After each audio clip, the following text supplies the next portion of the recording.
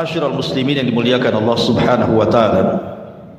Nabi sallallahu alaihi wasallam ketika diangkat menjadi nabi dan rasul, Allah Subhanahu wa taala memberikan waktu terbaik atau zaman terbaik dari seluruh zaman-zaman setelahnya.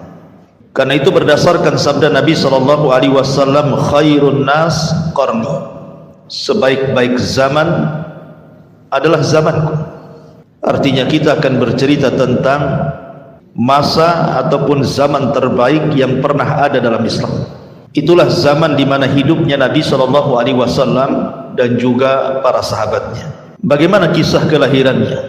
Bagaimana kisah diangkatnya menjadi nabi dan rasul? Bagaimana kisah dakwahnya?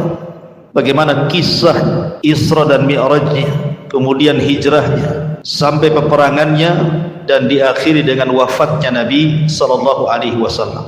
Tentu ini memerlukan waktu, jadi saya minta sabar. Malam ini cukup panjang ceritanya. Ma'asyiral muslimin yang dimuliakan Allah Subhanahu wa taala. Nabi sallallahu alaihi wasallam mendapatkan gelar Abul Qasim, diambil dari putra terbesar beliau, Qasim ibn Muhammad ibn Abdullah. Anak laki-lakinya banyak, diantaranya Abdullah dan juga Ibrahim. Tetapi Qasim menjadi kunyah Rasul, sampai-sampai Nabi SAW mengatakan, barang siapa yang berpuasa di hari yang diragukan, 1 atau 2 hari sebelum masuknya Ramadan, kata Nabi SAW, faqad asa Abul Qasim, maka dia telah bermaksiat kepada Abul Qasim, maksudnya Nabi SAW.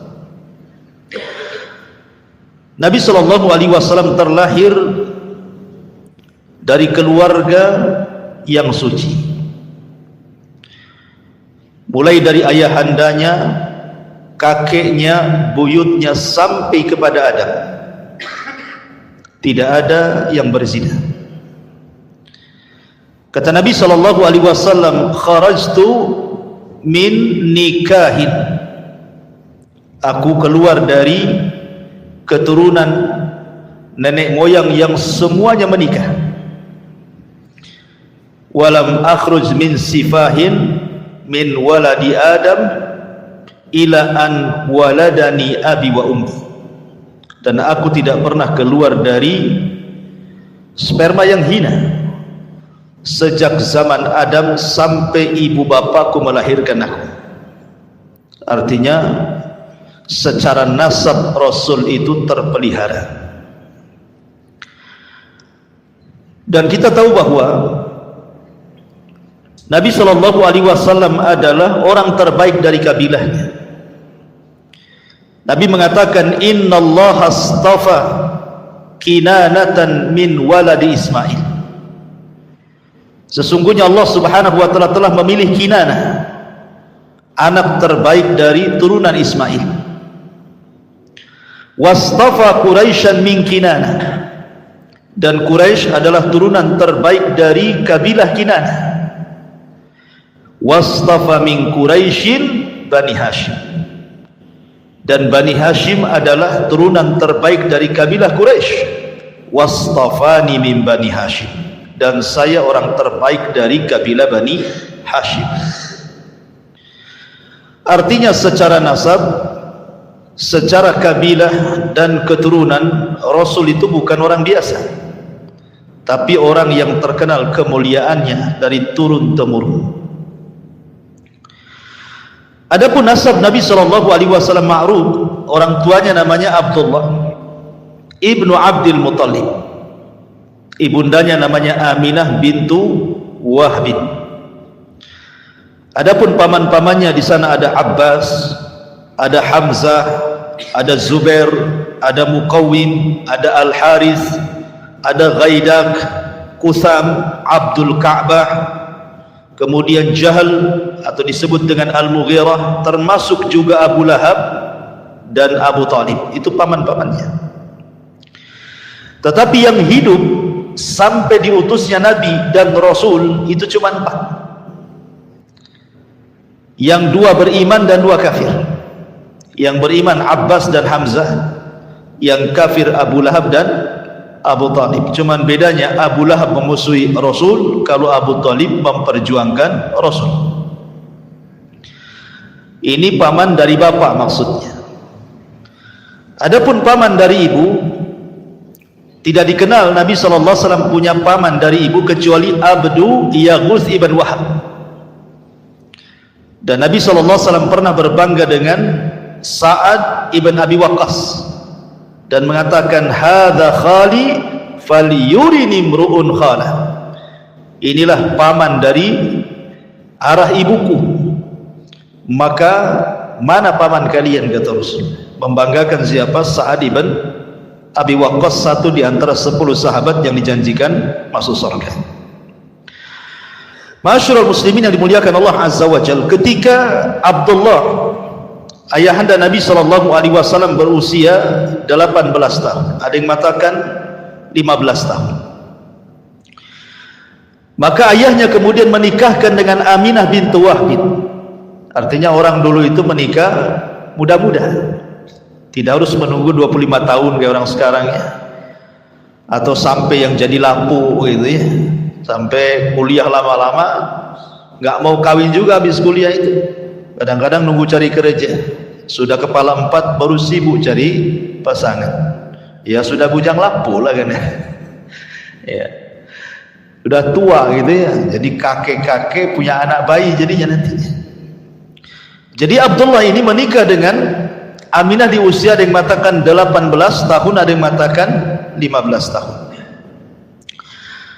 Lah kemudian ketika mengandung Rasul kita Muhammad sallallahu alaihi wasallam, dikatakan kepada Aminah, innaka qad hamalti bi sayyidati hadhil ummah. Sesungguhnya engkau telah mengandung seseorang yang akan menjadi pemimpin umat ini. Fa idza waqa'a 'alal ardi faquli u'idzuhu bil wahid min syarri kulli hasid. Nanti kalau melahirkan anakmu, jangan lupa kau mengatakan, aku berlindung kepada zat yang satu dari setiap kejelekan orang-orang yang hasad kepadanya. Dan ketika itu Abdul Muttalib kakeknya bermimpi juga bahwa dia akan punya cucu. Dalam mimpinya disuruh untuk memberi nama Muhammad, dan nama Muhammad itu belum ada sebelumnya, belum ada orang yang namanya Muhammad kala itu. Berarti ketika kemudian Rasulullah SAW diberikan nama Muhammad oleh kakeknya Abdul Muttalib, itulah nama pertama di mana bayi diberikan nama Muhammad, karena sebuah harapan. Muhammad itu artinya kathratul hamdi, supaya banyak yang memuji. Tetapi subhanallah, hari ini nama Muhammad itu nama terbanyak satu dunia. Tidak ada nama terbanyak di dunia melebihi nama Muhammad. Sadaqallahul azim ketika mengatakan innaka innasha ni'aka huwal abtar. Innasha ni'aka huwal abtar. Justru yang membenci wahai Muhammad seperti Abu Jahal says, justru mereka yang abtar, terputus penyebutannya. Tapi Nabi SAW tidak terputus penyebutannya. Semua orang menyebut-nyebut nama Muhammad. Kalau orang punya anak namanya Muhammad, pasti disebut namanya, Muhammad mau kemana? Ahmad mau kemana? Seorang muadzin dia sebut namanya asyhadu anna Muhammad Rasulullah. Setiap orang yang qomat menyebutkan asyhadu anna Muhammad Rasulullah. Setiap orang yang bersalawat Allahumma salli ala sayyidina Muhammad. Setiap salat dalam tasyahud asyhadu an la ilaha illallah wa asyhadu anna Muhammad Rasulullah. Nama itu bergema hampir di seantero dunia ya, dan nama itu sangat terpuji sesuai dengan namanya Muhammad, kathratul hamdi, banyak pujian.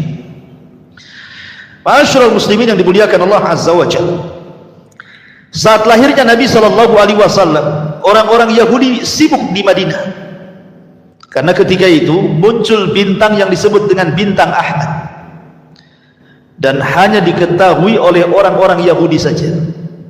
Ketika melihat para peramal Yahudi ke langit, rupanya muncul bintang yang selama ini ditunggu-tunggu. Akhirnya kemudian Orang-orang Yahudi Madinah menggedor semua rumah di kota Madinah, khususnya rumah-rumah Yahudi. Adakah wanita yang melahirkan? Adakah wanita yang melahirkan? Baik Yahudi Bani Quraidah, Yahudi Bani Qunaiqa, Yahudi Bani Nadir, atau Yahudi keturunan Arab. Rupanya di malam itu tidak ada satupun wanita Yahudi yang melahirkan. Harusnya ada yang melahirkan menurut mereka, karena ini pertanda kelahiran seorang nabi yang mereka tunggu-tunggu. Harusnya malam ini lahir. Rupanya mereka mendengar bahwa di Mekah ada orang yang lahir di malam itu keturunan orang mulia Abdul Muttalib. Sedihlah orang-orang Yahudi dan menangis dan mengatakan, "Zahabat nubuwwatu Bani Israil." Telah hilang kenabian dari Bani Israel dan beralih kepada orang Arab. Ma'asyiral muslimin yang dimuliakan Allah Subhanahu wa taala. Nabi sallallahu alaihi wasallam lahir pada hari Senin. Ada yang mengatakan tanggal 8 Rabiul Awal, ada yang mengatakan tanggal 9 Rabiul Awal, ada yang mengatakan tanggal 12 Rabiul Awal. Dan orang-orang Syiah menganggap Rasul lahir pada tanggal 17 Rabiul Awal. Adapun kemudian tahunnya, karena di zaman itu kan belum ada penanggalan, sehingga belum ada nama tahunnya. Kalau sekarang sudah ada Hijriah.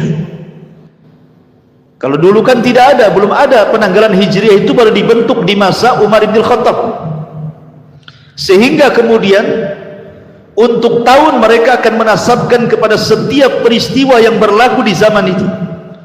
Umpamanya hari ini ada gempa, kemudian 5 hari setelahnya lahir anak, berarti anak ini lahir di tahun gempa. Hari ini ada puting beliung, lahir bayi, berarti lahir bayi itu tahunnya tahun puting beliung. Begitu maksudnya. Lah kebetulan kemudian sebelum Nabi SAW lahir terjadi perang. Penyerangan Abrahatul Asram membawa pasukan gajah untuk menghancurkan Ka'bah. Tapi Allah Subhanahu wa taala akhirnya menghancurkan Abrahatul Asram dan mengutus burung ababil dan menghancurkan mereka semua. Kemudian ada yang mengatakan 40 hari, ada yang mengatakan 50 hari setelahnya lahirlah Nabi. Makanya kemudian tahunnya disebut tahun gajah. 8, 9 atau mungkin 12 Rabiul Awal, tahun gajah. Nah, begitu. Ma'asyiral muslimin yang dimuliakan Allah Subhanahu wa taala. Ketika Rasul sallallahu alaihi wasallam lahir, banyak peristiwa dan kejadian ketika itu. Walaupun sebagian riwayat hampir semuanya lemah, tapi masalahnya dicantumkan di banyak kitab-kitab sejarah. Seperti ketika Nabi sallallahu alaihi wasallam lahir, muncul bintang Ahmad yang sudah diketahui orang-orang Yahudi yang sudah saya katakan tadi. Kemudian juga api Majusi yang beratus-ratus tahun mereka menyembahnya tidak pernah padam, tiba-tiba padam saat kelahiran Rasul. Kemudian 14 tiang istana Persia tiba-tiba roboh karena di saat kelahiran Nabi sallallahu alaihi wasallam. Ma'asyiral muslimin, termasuk juga tiba-tiba langit kemudian tidak bisa ditembus oleh syaitan dan jin, dijaga oleh Allah Subhanahu wa taala karena kelahiran Nabi sallallahu alaihi wasallam. Dan banyak keanehan, tetapi ada satu keanehan yang disebutkan Nabi sallallahu alaihi wasallam sendiri. Dia menceritakan saat dia lahir terpancar cahaya yang terbentang antara barat dan timur, seolah-olah cahaya itu menandakan bahwa orang ini kelak akan menguasai barat dan timur. Itulah Nabi sallallahu alaihi wasallam. Ma'asyiral muslimin yang dimuliakan Allah Subhanahu wa taala, ketika Nabi SAW lahir, yang pertama menyusui adalah tentunya Aminah. Tapi karena air susunya kurang bagus, akhirnya kemudian disusukan oleh salah seorang budaknya Abu Lahab namanya Thuwaibah. Ketika kemudian Thuwaibah menyusukan atau menyusui Nabi SAW menjadi ibu susuannya Nabi, Abu Lahab Thuwaibah. Lihat, pertama kelahiran Rasul, Abu Lahab itu senang. Saking senangnya dia merdekakan budaknya kan. Saking senangnya Abu Lahab itu dimerdekakan budaknya. Tapi siapa yang sangka belakangan dia orang yang paling pertama musuhi Nabi SAW juga. Pada saat kelahirannya dia orang yang paling bahagia. Saking bahagianya dimerdekakan Zuwaibah karena mau menyusui Nabi SAW. Bahkan ketika Nabi SAW sudah dewasa sekalipun dan menikah dengan Khadijah, kemudian punya anak wanita Ruqayyah dan Ummu Kulthum, keduanya dinikahkan dengan dua putra Abu Lahab. Baru setelah Nabi SAW jadi Nabi, maka Abu Lahab meminta kedua putranya menceraikan dua putri Nabi SAW. Begitulah bencinya Abu Lahab kepada Nabi SAW. Lah kebiasaan bangsa Arab, ikhwan, mereka selalu menitipkan anak-anak mereka di kampung-kampung. Untuk apa? Pertama, menjaga bahasa, karena di kota itu bahasanya sudah aneh-aneh ya. Jadi kepastian bahasa Arabnya kurang kalau di kota. Kemudian yang kedua, untuk kesehatan, karena khawatir di kota itu banyak wabah di zaman itu, sehingga untuk kesehatan bayi biasanya dititipkan di kampung sampai kemudian selesai masa susuannya atau beberapa tahun setelahnya baru dikembalikan. Termasuk juga untuk kekuatan fisik. Itulah kenapa kemudian adat istiadat di zaman itu. Jadi kalau seandainya seseorang melahirkan, maka akan dititipkan kepada badui supaya dirawat di badui beberapa tahun setelahnya. Nah, saat kelahiran Nabi SAW begitu juga, sama banyak wanita-wanita dari Arab, dari Arab Badui, khususnya dari Bani Sa'diyah, yang ketika itu memang terkenal wanita-wanitanya pandai mendidik ya. Dan juga kebetulan memang terjadi paceklik hebat di Bani Sa'diyah itu, sehingga orang kesulitan. Akhirnya para wanita-wanita yang punya anak, karena kalau tidak punya anak kan tidak keluar dari susunya, maka mereka kemudian datang ke kota untuk menawarkan diri siap menyusui anak-anak kota dengan imbalan sekian dan sekian. Subhanallah, setiap ada wanita yang melihat bayi Nabi SAW, tidak ada yang mau, lewat gitu saja. Kenapa alasannya? Pertama, yatim, ayahnya meninggal ketika Rasul berada 4 bulan di kandungan ibundanya, sehingga kemudian kalau diambil, apa yang mereka akan dapat imbalan? Mereka tidak akan dapat imbalan. Makanya kemudian nengok bayi orang tuanya miskin, lewat gitu. Sampai akhirnya datanglah seorang wanita yang bernama Halimah As-Sa'diyah. Lah Halimah As-Sa'diyah, ikhwatu fiddin, muliakan Allah Subhanahu wa taala, dari Bani Sa'd ini, suaminya namanya Al-Haris ibn Abdul Uzza. Dialah wanita terakhir yang datang. Kenapa wanita terakhir yang datang? Pertama, dia miskin. Yang kedua, kendaraan yang ditungganginya adalah kendaraan yang kurus, sehingga tidak bisa menyusul kawan-kawannya. Kan di zaman itu bukan pakai mobil oplet gitu ya. Jadi memang kalau nggak pakai kuda, pakai keledai, pakai unta. Jadi yang ditungganginya itu unta kurus, sehingga tidak bisa menyusul kawan-kawannya. Ketika sampai di kota Mekah, tidak ada satupun bayi kecuali sudah diambil, kecuali bayi Muhammad SAW. Kenapa? Karena nggak ada orang yang ambil masalahnya. Sehingga akhirnya kemudian Halimah As-Sa'diyah ngomong sama suaminya, gimana ini, ada bayi cuma satu-satunya. Akhirnya kemudian suaminya hanya mengatakan, sudah ambil saja, mudah-mudahan bayi ini membawa karamah dan juga kebaikan. Akhirnya kemudian diambil. Subhanallah, betul apa kata suaminya. Halimah ini sudah kelelahan. Kemudian dia menggendong bayi namanya Abdullah. Kemudian karena kurang gizi makannya, air susunya kurang bagus, sehingga malam itu ketika dia sudah menggendong Rasul, tiba-tiba air susunya penuh. Dan ketika Nabi SAW hendak ditetekkan di sebelah kiri, tidak mau. Kenapa tidak mau?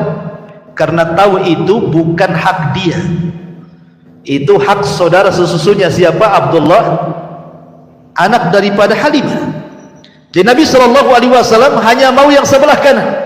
Subhanallah ya, bayi tahu mana haknya, mana yang tidak haknya. Antum dah bayi lagi, tapi tak paham ini hak antum, ini hak yang lain, itu tak paham gitu. Jadi Nabi SAW paham nih, ini bukan hak saya, nggak mau saya netes sebelah sini, saya mau netes sebelah sini saja. Akhirnya kemudian dua bayi itu gemuk, kemudian malamnya juga mereka dapat berkah, mereka bisa tidur sampai pagi, akhirnya hilang capeknya, kemudian mereka pulang. Subhanallah, padahal kawan-kawannya sudah duluan 2-3 hari sebelumnya mereka pulang. Tetapi ketika Rasul berada di pangkuannya, untanya kuat, kemudian sanggup berlari dan mampu mengejar teman-temannya, dan sampai di Bani Sa'diyah duluan dibandingkan temannya. Ini kan berkah, ini kan luar biasa. Masyarul muslimin yang dimuliakan Allah Subhanahu wa taala, ketika kemudian Rasul di Bani Sa'diyah, kemudian disusukan oleh Halimah dengan saudara sesuanya Abdullah. Setelah kemudian beberapa tahun, ya sekitar usia 4 tahun, tiba-tiba kemudian terjadi pembelahan dada. Jadi ketika Nabi SAW bermain-main bersama kambing gitu ya, jadi kecil-kecil sudah main sama kambing. Jadi mainannya Rasul itu kambing. Kalau sekarang kan mainannya kereta-keretaan, boneka-bonekaan, bola, macam-macam kan.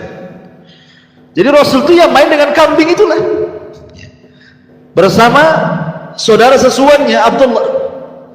Tiba-tiba kemudian datang 2 malaikat, kemudian memegang Rasul, membelah dada Rasul, mengambil jantung Rasul, kemudian meletakkan di bejana emas. Di situ ada air Zam-Zam, kemudian dibersihkan dan dimasukkan kembali, kemudian dijahit kembali, dan itulah operasi pertama di dunia. Karena di zaman itu belum ada peralatan. Ya. Akhirnya kemudian ketahuan oleh Halimah bekas jahitannya. Apalagi kemudian anaknya kemudian dengan polosnya menceritakan kejadian itu. Ketakutanlah Halimah, akhirnya kemudian mengembalikan Rasul kepada Aminah ibundanya, dan mengatakan kepada Aminah, saya hendak mengembalikan putramu wahai ibunda Aminah, saya takut putramu kena jin gitu. Tetapi Aminah mengatakan, jangan takut dari jin, karena bayi ini saat dilahirkan terpancar cahaya begini dan begitu, dan diceritakan mimpinya. Kemudian kata Halimah, kalau begitu kembalikan kembali, biar dia bersamaku kembali. Akhirnya dibalikan lagi ke Bani Sa'diyah sampai usianya 6 tahun. Ketika sudah 6 tahun, namanya ibundanya kan, berpisah dengan anaknya 6 tahun, tentu sangat rindu. Makanya oleh Halimah kemudian di usia 6 tahun dibalikkan Nabi SAW ke pangkuan ibundanya. Akhirnya kemudian ketika di pangkuan ibundanya, Aminah ingin mengajak Rasul kecil ke Madinah dalam rangka ziarah kuburan ayahandanya Abdullah, karena ayahandanya meninggal di Madinah karena terkena wabah Yathrib ketika itu.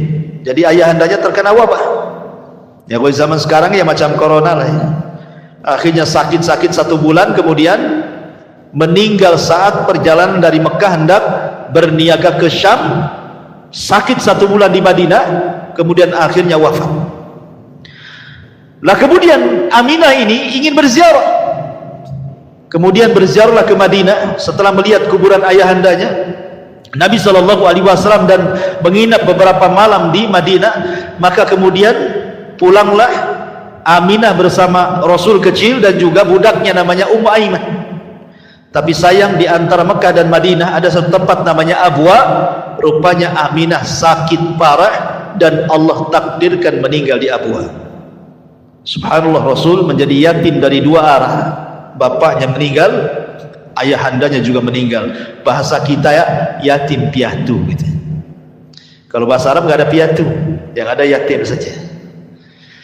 Lah akhirnya kemudian Ummu Aiman membawa Rasul SAW pulang dan dititipkan di kakeknya Abdul Muttalib. Tapi sayang, hanya 2 tahun Abdul Muttalib merawat Nabi SAW. Ketika usia Rasul 8 tahun, Abdul Muttalib pun kemudian meninggal dan pupus usia. Kemudian Abdul Muttalib berwasiat kepada salah satu putranya Abu Talib ini untuk merawat cucunya Rasulullah SAW ini. Kenapa kemudian yang dipilih oleh Abdul Muttalib itu Abu Talib? Bukankah paman Rasul ada yang kaya? Abu Lahab kaya, Hamzah, ya kan? Kenapa mesti Abu Talib? Karena Abu Talib ini adalah saudara kandung dari Abdullah. Karena Abdul Muttalib itu banyak istrinya, ya. Jadi anak-anaknya itu satu bapak banyak lain ibu. Lah yang satu kandung dengan ayahnya Rasul Abdullah adalah Abu Talib, sehingga kedekatan kepada Abdullah karena satu kandung tentu lebih dekat dibandingkan saudara seibu lainnya. Makanya Abdul Muttalib menitipkan Rasul kepada Abu Talib, berwasiat untuk dirawat. Lah sejak itulah maka Nabi SAW berada di pangkuan Abu Talib sampai menikah, bahkan sampai diangkat menjadi Nabi dan Rasul, bahkan sampai berdakwah, yang kemudian meninggal saat pengepungan orang-orang Quraisy kepada Bani Hashim. Itu pun beberapa tahun sebelum hijrah Nabi SAW. Ma'asyiral muslimin yang dimuliakan Allah Azza wa Jalla. Kemudian ketika Nabi SAW berada di rumah pamannya, karena memang Abu Talib itu paling miskin sendiri, anaknya banyak pula, sudah miskin anaknya banyak. Tetapi Abu Talib sejak kecil Rasul memang lebih sayang kepada Nabi SAW dibandingkan kepada anak-anak yang lainnya. Luar biasa perlakuan Abu Talib itu kepada Rasul SAW. Wajar kalau kemudian Rasul sedih ketika Abu Talib meninggal karena tidak mengucapkan dua kalimat syahadat, ya. Lah kemudian Nabi SAW ketika usianya 12 tahun, Abu Talib menghendaki untuk mengajarkan bagaimana cara menjadi seorang peniaga. Karena bagaimanapun orang-orang Arab, orang-orang Mekah khususnya di kala itu, mereka para peniaga handal. Jadi masuk ke urat nadi mereka, ke darah-darah mereka itu perdagangan, peniagaan. Ilmu bisnis itu sudah mengakar dan mengurat kepada orang-orang Quraisy itu, sampai Allah Subhanahu wa taala katakan li'ila fi Quraisyin ila fihim rihlatash shita'i was-sayf. Jadi kebiasaan orang-orang Quraisy itu mereka suka mengadakan rihlah, safar untuk berniaga ke Yaman dan ke Syam. Jadi usia 12 tahun itu Nabi diajak oleh Abu Talib. Tapi sayang kemudian ketika sampai di sebuah tempat, maka kemudian dia berjumpa dengan seorang pendeta namanya Buhairah Rahib. Pendeta ini yang mencegat kafilahnya Abu Talib, karena pendeta ini seorang kahin, ada yang mengatakan seorang dukun, ya. Ada yang mengatakan dia pendeta yang paling keras ekstrim di zaman itu, sampai diusir dari kanisahnya, kemudian hidup di padang pasir. Jadi dia ketika melihat tanda-tanda bahwa akan lewat seorang yang akan menjadi Nabi dan Rasul, jadi dia tiap hari itu nunggu, setiap ada kafilah dari Arab ditunggu sama dia. Lah ketika kemudian berjumpa dengan kafilahnya Abu Talib, tiba-tiba disetop, disuruh masuk ke rumahnya dan dijamu. Ketika betul apa yang diramalkan oleh dukunnya, tiba-tiba kemudian dia diperjumpakan dengan Nabi SAW ketika itu usianya 12 tahun. Dan ketika melihat tanda-tandanya, Buhairah Rahib yakin bahwa ini seorang Nabi.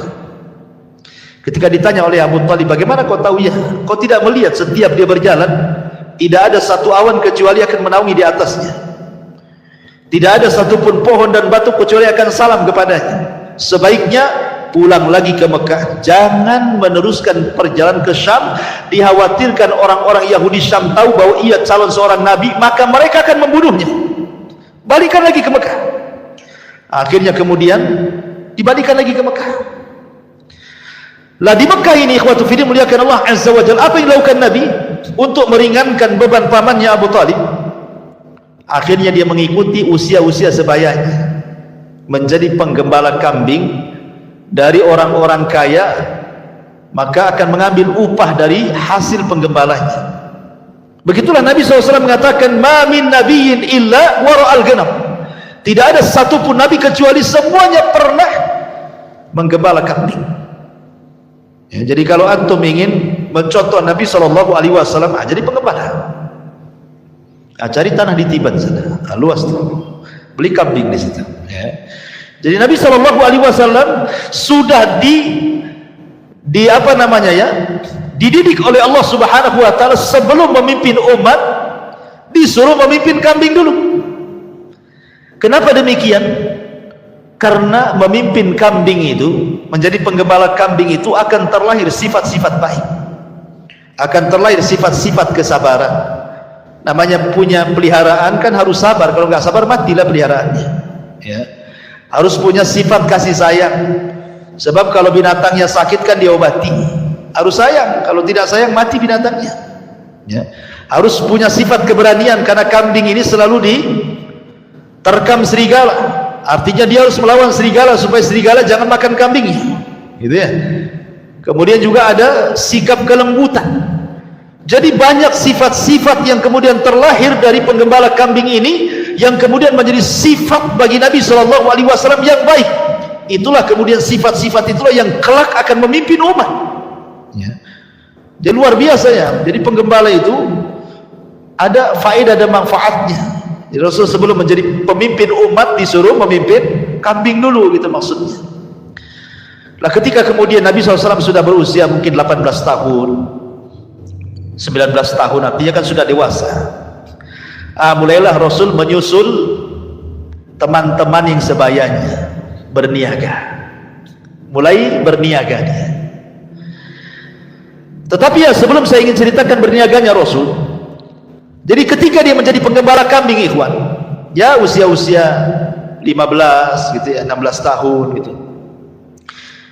Nabi SAW itu selalu dititipi kambing. Jadi kalau umpamanya ada orang menikah, ada walimatul arus, ya kan, kawan-kawan yang seprofesinya kan kadang-kadang diundang, ada undangan datang. Tapi kan kadang-kadang bingung, harus kemanakan nih kambing ini, nanti kalau ditinggal hilang.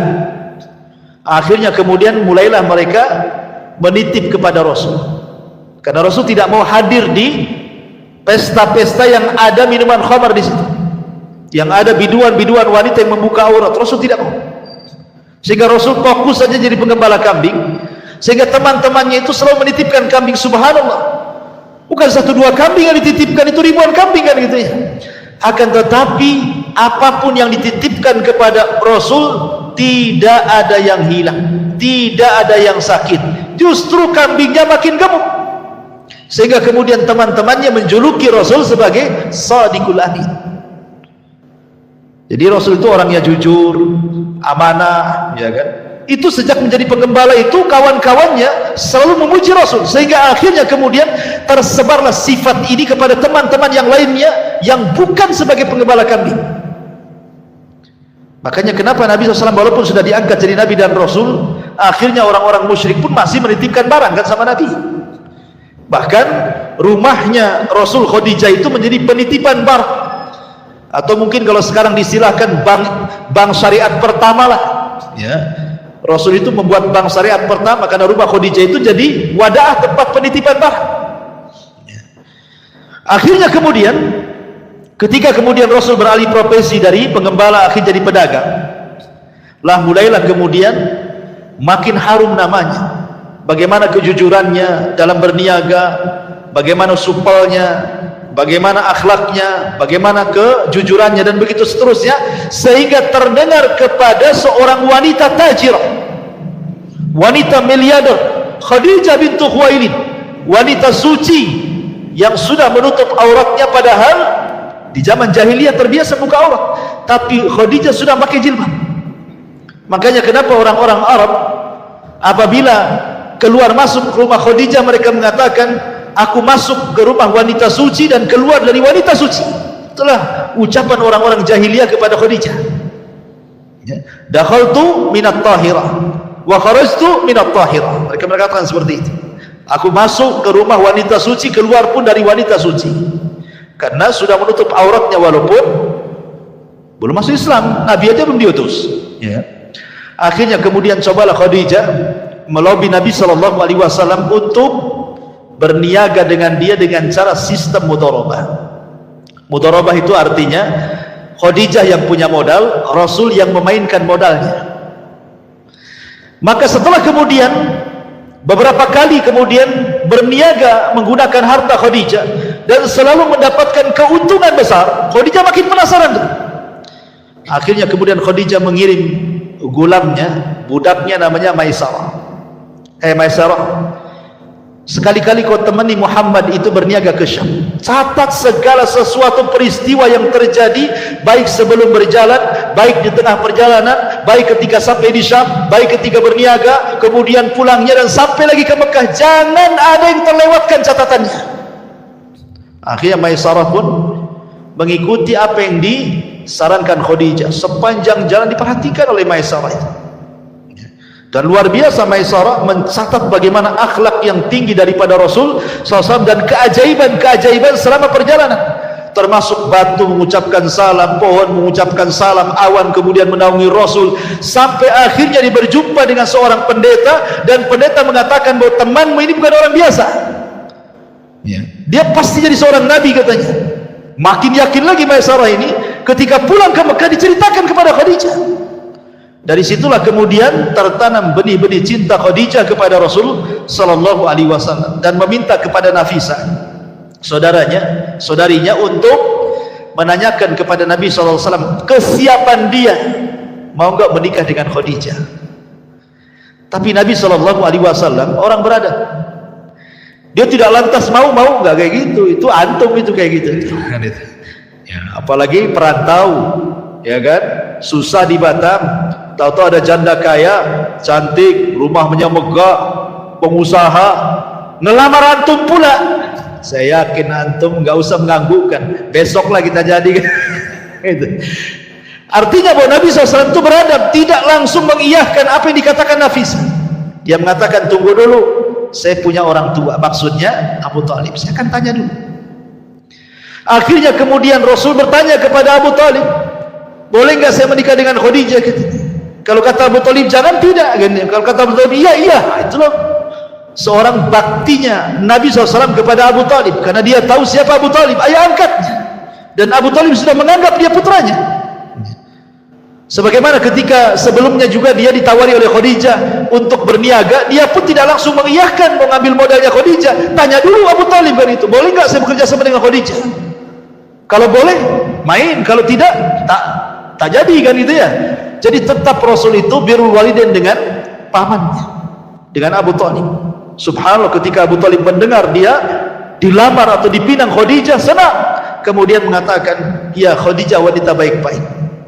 Kemudian disitulah terjadi pernikahan antara Rasul dan juga Khadijah. Inilah pernikahan pertama di tengah-tengah jahiliyah, di mana ada seorang laki-laki menghormati seorang wanita dengan mahar yang tinggi. Nabi SAW memberikan mahar yang terbaik kepada Khadijah. Tidak seperti antum, ya, paling apa? Seperangkat alat sholat, itu pun sajadahnya saja. Mukenanya tidak sampai, sajadahnya saja. Jadi intinya bahwa Nabi SAW ingin memperlihatkan bagaimana cara memuliakan seorang wanita. Maka menikahlah akhirnya Rasul SAW dengan Khadijah, dan Khadijah kemudian setelah menikah memberikan seluruh kekayaannya kepada Rasulullah. Ini rumah milikmu, ini harta milikmu, ini modal milikmu, sudah saya jadi ibu rumah tangga saja. Coba seandainya antum menikah dengan janda kaya, ya, ada nggak seorang janda mengatakan ini mobil untukmu, ini rumah untukmu, kebun untukmu, rekening untukmu? Nggak ada. Yang ada, yuk kita ke notaris yuk, katanya, ini punya saya, ini punya kamu, kan gitu kan. Tapi Nabi SAW, kenapa kok Khadijah sampai habis-habisan memberikan kekayaan kepada Rasul? Karena tahu siapa Nabi. Walaupun belum tahu dia akan jadi Nabi, tetapi Khadijah tahu akhlaknya kan. Akhirnya kemudian betul-betul Nabi SAW mengelola harta Khadijah sebaik mungkin sehingga bertambah. Disinilah Rasul berjumpa dengan para peniaga besar, berjumpa dengan Abu Bakar peniaga emas, gitu ya, berjumpa dengan Utsman bin Affan, Abdurrahman bin Auf, dan para peniaga Arab. Di sini kenalannya ketika menjadi peniaga besar, tujar akbar itu. Lah dari kemudian pernikahan Rasul dengan Khadijah lahirlah Qasim, tapi sayang masih bayi sudah meninggal. Abdullah juga lahir bayi meninggal juga. Ketika melihat Rasul sedih punya anak, karena di zaman itu anak laki-laki itu anak emas masalahnya. Anak perempuan itu tidak dipandang oleh orang-orang jahiliyah. Bahkan saking jahatnya orang-orang jahiliyah kepada anak perempuan itu dikubur hidup-hidup masalahnya. Dan itu difirmankan dalam Al-Quran, wa idza busyira ahadukum bil untha dhalla wajhuhu muswadda wa huwa kadhib. Apabila dihabar gembirakan kepada mereka akan kelahiran anak perempuan, marah mereka, ya, dan mereka akan menyembunyikan anak itu. Sebagian mereka dikuburkan hidup-hidup karena aib bagi mereka. Sehingga anak laki-laki itu berharga. Jadi wajar kemudian Nabi SAW sedih ketika kematian Ibrahim dan juga Qasim dan juga Abdullah. Kalau Qasim lahir sebelum diangkat jadi nabi, kalau Abdullah saat boleh diangkat jadi nabi, itu lahirlah Abdullah. Maka dikasih nama Abdullah. Namanya nama bagus gitu ya. Lah akhirnya Khadijah melihat kesepian Rasul. Khadijah kebetulan punya budak namanya Zaid, ya. Maka akhirnya kemudian Zaid inilah dihadiahkan kepada Rasul sebagai anak angkatnya untuk melipur lara gitu ya. Ya kan, kadang kalau kita punya anak angkat dari bayi kan sudah terasa anak sendiri gitu kan. Jadi terobatilah anak-anak meninggal itu. Akhirnya Zaid pun sempat kemudian dinasabkan kepada Rasul, saking cintanya dengan Zaid sampai Rasul pernah mengatakan di hadapan orang-orang Quraisy, hadza Zaid ibn Muhammad, anak ini namanya Zaid bin Muhammad. Tapi Allah turunkan ayat tidak boleh menasabkan anak angkat kepada bapak angkatnya. Allah mengatakan di awal-awal surat Al-Ahzab, ma ja'alallahu ad'iyaakum abna'akum ud'uuhum li'abaihim wa aqsatu indallah. Tidak boleh anak angkat dinasabkan kepada angkat, tetapi berikanlah nasabnya kepada bapak asli, itu lebih adil. Akhirnya sama Rasul dibalikkan dari Zaid ibn Muhammad menjadi Zaid ibnul Harithah. Kemudian Nabi SAW juga punya anak perempuan yang paling besar namanya Zainab, kemudian menikah dengan Abul As ibn Rabi, kemudian punya anak lagi Ruqayyah, menikah dengan Utbah, kemudian diceraikan, akhirnya menikah dengan Utsman, kemudian punya anak lagi Ummu Kulsum, menikah dengan Utaibah, diceraikan juga, akhirnya dinikahi Utsman juga setelah meninggalnya Ruqayyah, dan terakhir Fatimah yang dinikahi Ali bin Abi Thalib radhiyallahu anhu. Itu anak perempuannya. Anak laki-lakinya ada Qasim, ada Abdullah, ada Ibrahim, tapi Ibrahim bukan putra dari Khadijah, tapi putra dari budaknya Maria Al-Qibtiyah. Dan itu ketika di ujung-ujung Nabi SAW berada di kota Madinah, di ujung-ujung akhir hayatnya, dikaruniai Ibrahim, tapi sayang 1 tahun 8 bulan juga meninggal Ibrahim. Ada apa? Kenapa anak-anak laki-laki Rasul tidak boleh hidup? Karena kebiasaan Nabi, kalau punya anak kemudian dia hidup, maka jadi Nabi lagi nanti. Sementara tidak ada Nabi setelah Rasul kan, makanya anak laki-lakinya tidak ada yang hidup kan. Karena kebiasaan Nabi kalau punya anak kemudian hidup, itu jadi Nabi biasanya. Contoh, Ibrahim punya anak Ismail jadi Nabi, punya anak Ishak jadi Nabi. Kemudian Ishak punya anak Yakub jadi Nabi, Yakub punya anak Yusuf jadi Nabi, Nabi Daud punya anak Sulaiman jadi Nabi, kan itu ya. Tapi Nabi SAW tidak dikaruniai anak, maksudnya tidak ada yang hidup sampai besar dan meninggal di waktu bayi, karena salah satu penyebabnya, kalau seandainya masih hidup anak Nabi SAW dikhawatirkan jadi Nabi, dan Rasul mengatakan la nabiyya ba'di, tidak ada Nabi sepeninggalku, kata Rasul. Tidak ada Nabi sepeninggalku ya. Kemudian juga yang kedua, boleh jadi supaya hikmahnya kenapa putra-putra Rasul tidak ada yang hidup sampai besar, dikhawatirkan nanti ada yang gulu, boleh jadi kemudian memuji dan menyembahnya, dan itu ya. Karena anak Nabi masalahnya kan itu ya. Jangankan anak-anak Nabi, cucu Nabi Hasan Husain aja ada yang menyembah kan itu ya. Orang Syiah itu menyembah Hasan Husain ya. Ma'asyiral muslimin yang dimuliakan Allah Subhanahu wa taala. Kembali.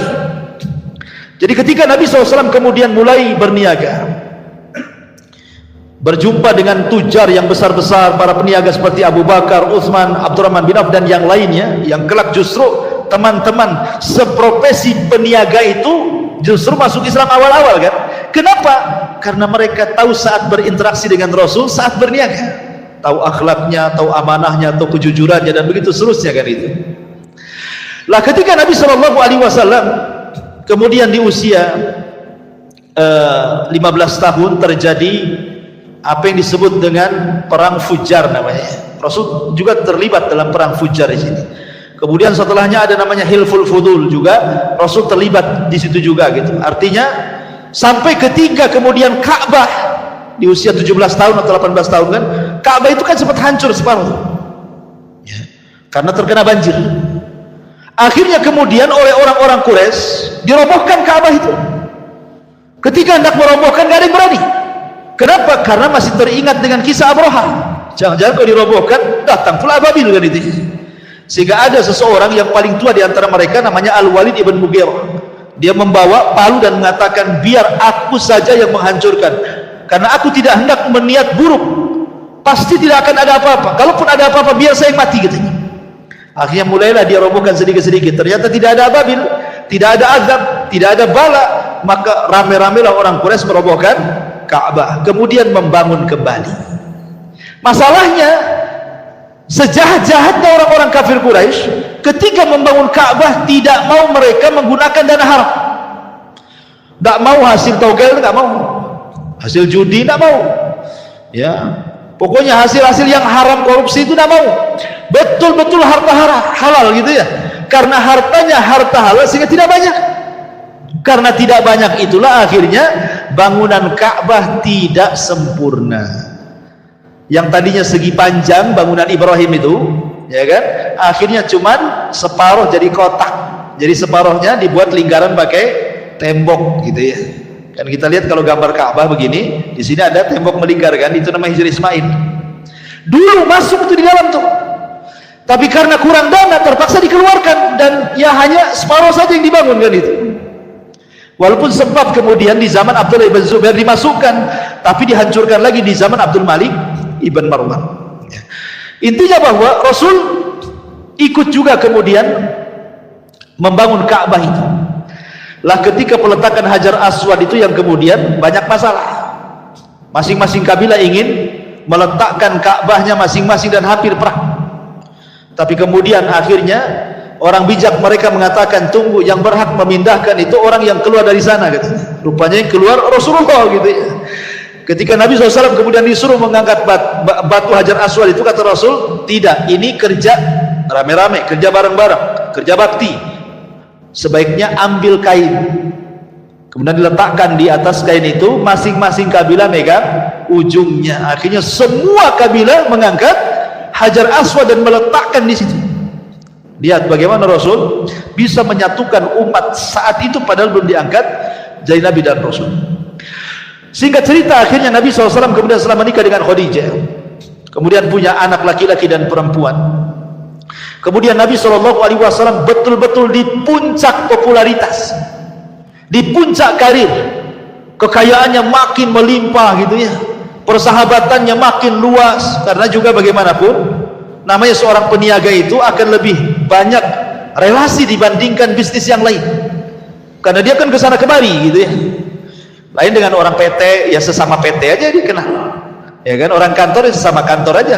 Kalau peniaga walaupun jual es cincau kemana-mana kenal orang semua kenal, masuk gang sana gang sini semua dimasuki dia.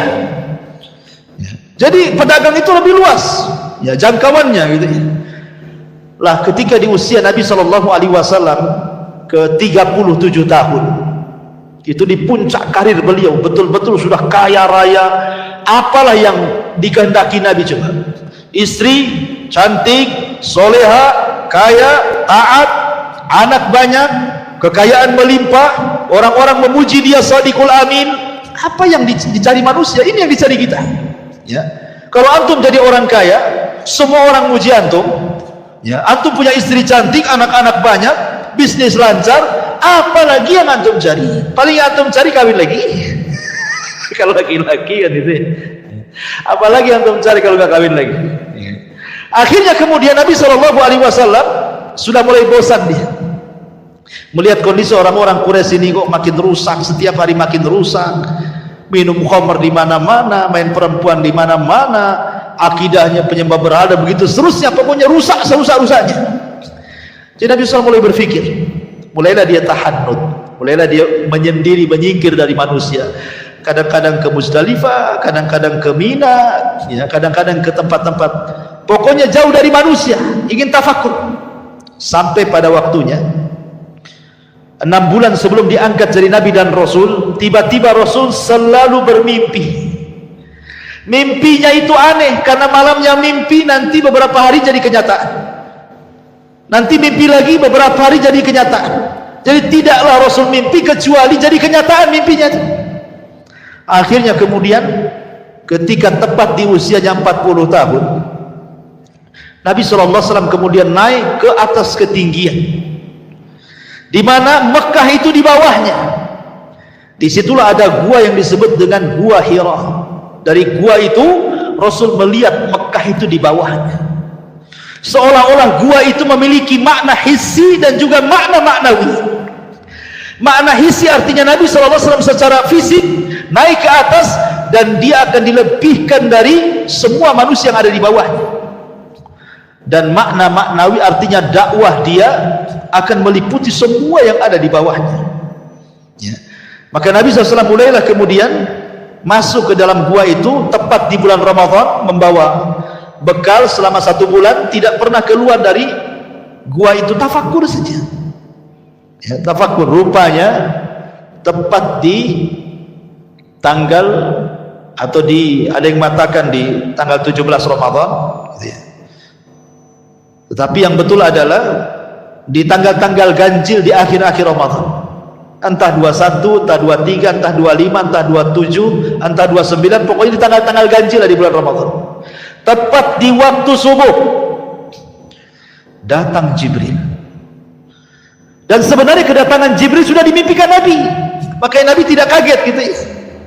Datang Jibril dalam bentuk manusia yang ganteng, yang rapi, yang bersih, yang harum. Tiba-tiba datang, kemudian salaman, kemudian memeluk Nabi. Kemudian kata Jibril, "Iqra ya Muhammad." Baca wahai Muhammad. Nabi SAW memahami Iqra itu artinya membaca tulisan. Sementara Rasul tidak bisa menulis, tidak bisa membaca.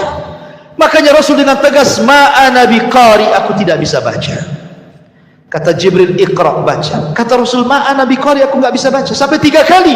Akhirnya Jibril mengatakan, "Iqra bismi rabbikal ladzi khalaq, khalaqal insana min 'alaq, iqra wa rabbukal akram alladzi 'allama bil qalam, 'allamal insana ma lam ya'lam." 5 ayat suratul Alaq turun sebagai pengesahan SK didaulatlah Rasul menjadi nabi. Dengan turun 5 ayat surah Al-Alaq berarti resmi dia jadi nabi. Kemudian Nabi SAW setelah itu, setelah peristiwa itu, tidak pernah berjumpa dengan Jibril lagi, nggak pernah berjumpa. Dia bolak-balik ke gua, nggak ketemu lagi. Dia bolak-balik ke gua selama 6 bulan, terus setiap bulan dia balik lagi, nggak ketemu lagi dengan orang itu. Sehingga Nabi SAW menyangka bahwa itu adalah jin, setan atau apa gitu kan, karena cuma sekali saja. Akhirnya kemudian setelah 6 bulan lewat, Rasul sudah sesak, itu siapa yang menjumpai saya sebenarnya. Setelah 6 bulan lewat, tiba-tiba kemudian Rasul ketika berjalan ke Gua Hira mendengar ada suara di atas memanggil-manggil, "Ya Muhammad," gitu. "Ya Muhammad," gitu. Rupanya dia tengok-tengok tak ada apa-apa. Rupanya ketika melihat ke atas ada Jibril di atas dalam bentuk aslinya. Kalau tadi ke gua kan dalam bentuk manusia, di langit dalam bentuk asli, memiliki 600 sayap. Satu sayap terbentang saddal ufuk, dari mulai terbit matahari sampai terbenamnya itu satu sayap saja itu. Sehingga seolah-olah kalau kita melihat ke depan sayap Jibril, ke belakang sayap Jibril, samping kiri kanan sayap Jibril, itu baru satu sayap tuh. Demikian besarnya sayap Jibril. Bagaimana Jibrilnya? Itu baru sayapnya tuh. Akhirnya kemudian Rasul pun ketakutan, menggigil dia. Gimana nggak menggigil? Kita saja ketemu ular piton aja menggigil. Ya. Pemanya antum lagi main-main di got gitu ya, ini di parit-parit sini. Tuh ada ular piton besar gitu ya, 10 meter gitu. Menggigil antum. Ya. Itu baru tengok ular tuh. Gimana lebih daripada ular kan itu? Jadi wajar Rasulullah SAW manusiawi menggigil dia melihat Jibril dalam bentuk asli itu. Akhirnya dia lari ke rumahnya Khadijah. Sampai di rumah Khadijah dia mengatakan, "Dathiruni, dathiruni ya Khadijah, selimuti aku, selimuti aku." Dia menggigil demam tuh. Kenapa Rasul minta diselimuti? Karena selimut itu biasanya mengurangi rasa takut. Ya kan? Antum kalau ketakutan pasti ambil selimut gitu ya. Kurangilah kan, kurangi takut diselimuti itu. Apalagi ada istri dalamnya, makin hilang takut. Jadi Khadijah itu ingin supaya mengurangi rasa takut Nabi. Diambil selimutnya, dia pun masuk ke dalam. Kemudian dirayu Nabi SAW, diingatkan kebaikannya. Kata Khadijah, orang sepertimu wahai suamiku, la yukhzikallahu abada, demi Allah tidak ada yang menghinakan kamu. Apa yang kau lihat peristiwa itu bukan pertanda kau akan dihinakan, tidak. Kau ini orang baik, kau ini kalau ngomong jujur, kau suka menghormati tamu, kau suka nolong orang, nggak akan terjadi apa-apa, kata Khadijah. Kan enak kalau punya istri kayak gitu ya. Antum sudah kerja ya, sudah bangkrut, pulang kehujanan demam ya. Sampai rumah istri pula, mana bang jatahnya bang, gitu. Bukan ditanya ya kan, ada uang atau tidak gitu. Intinya bahwa Khadijah ini berusaha melembutkan hati Rasul, sampai Rasul zahabar raw dalam riwayat, sampai betul-betul hilang takutnya, betul-betul takut. Sampai di sini perjuangan Khadijah memberikan keterangan kepada Rasul, tidak. Khadijah bawa Rasul keesokannya kepada siapa? Kepada saudaranya Waraqah ibn Naufal. Kemudian kata Khadijah, wahai Waraqah, suamiku ini mengalami begini-begini dari peristiwa. Apa pertanda ini? Maka Nabi SAW kemudian menceritakan kisah mulai dari Gua Hira, kemudian Jibril memeluk dia, kemudian turun surah Al-Alaq sampai ketemu dengan Jibril dalam bentuk asli gitu ya. Kemudian Waraqah ketika itu kaget dan mengatakan, betul kau berjumpa dengan namus? Namus itu artinya makhluk yang bersayap. Iya, kata Rasulullah. Wallahi demi Allah, kata Waraqah, namus itu pernah turun kepada Musa dan kepada Isa, sekarang kepadamu, engkau akan jadi nabi gitu.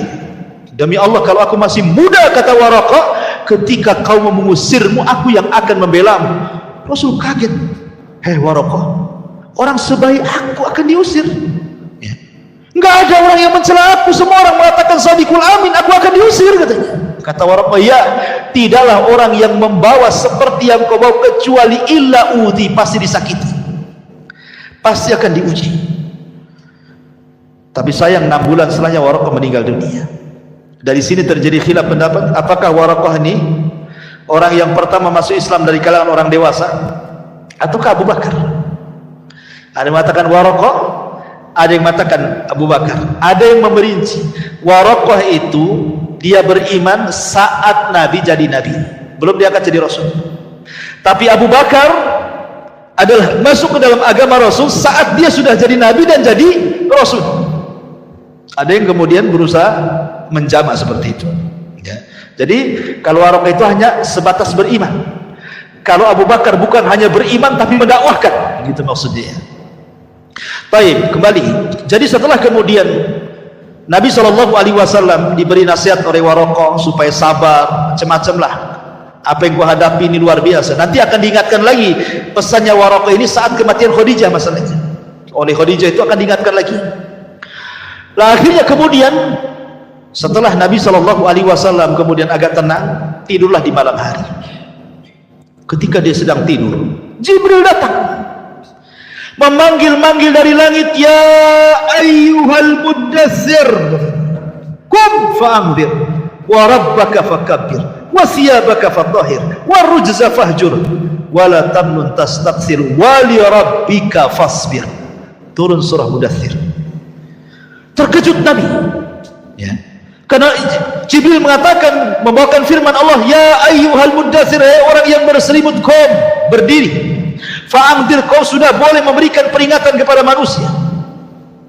Jadi kalau apa bedanya nubuah dengan kerasulan itu?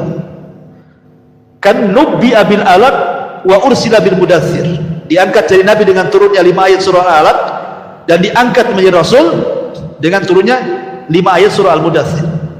Kalau nubuah itu belum ada perintah untuk tabligh, belum ada perintah untuk menyampaikan risalah, hanya disuruh beriman ya kan? Tetapi kalau sudah Rasul, ini bukan hanya beriman tetapi sampaikan kepada manusia. Akhirnya mulailah Nabi SAW ketika turun ayat ini, dia panggil Khadijah, ya Khadijah, sesungguhnya saya Rasulullah. Kul, katakan, asyhadu an la ilaha illallah wa anni Rasulullah. Maka Khadijah langsung mengatakan asyhadu an la ilaha illallah wa annaka Rasulullah. Maka dialah orang yang pertama kali beriman sebelum ada orang yang beriman. Belum ada orang laki-laki beriman, belum ada anak-anak beriman. Khadijah yang pertama kali mengucapkan asyhadu an la ilaha illallah wa annaka Rasulullah. Makanya ketika Aisyah radhiyallahu anha menikah dengan Rasul kemudian cemburu, karena Rasul sallallahu alaihi wasallam selalu menyebutkan kebaikan Khadijah padahal sudah meninggal orangnya.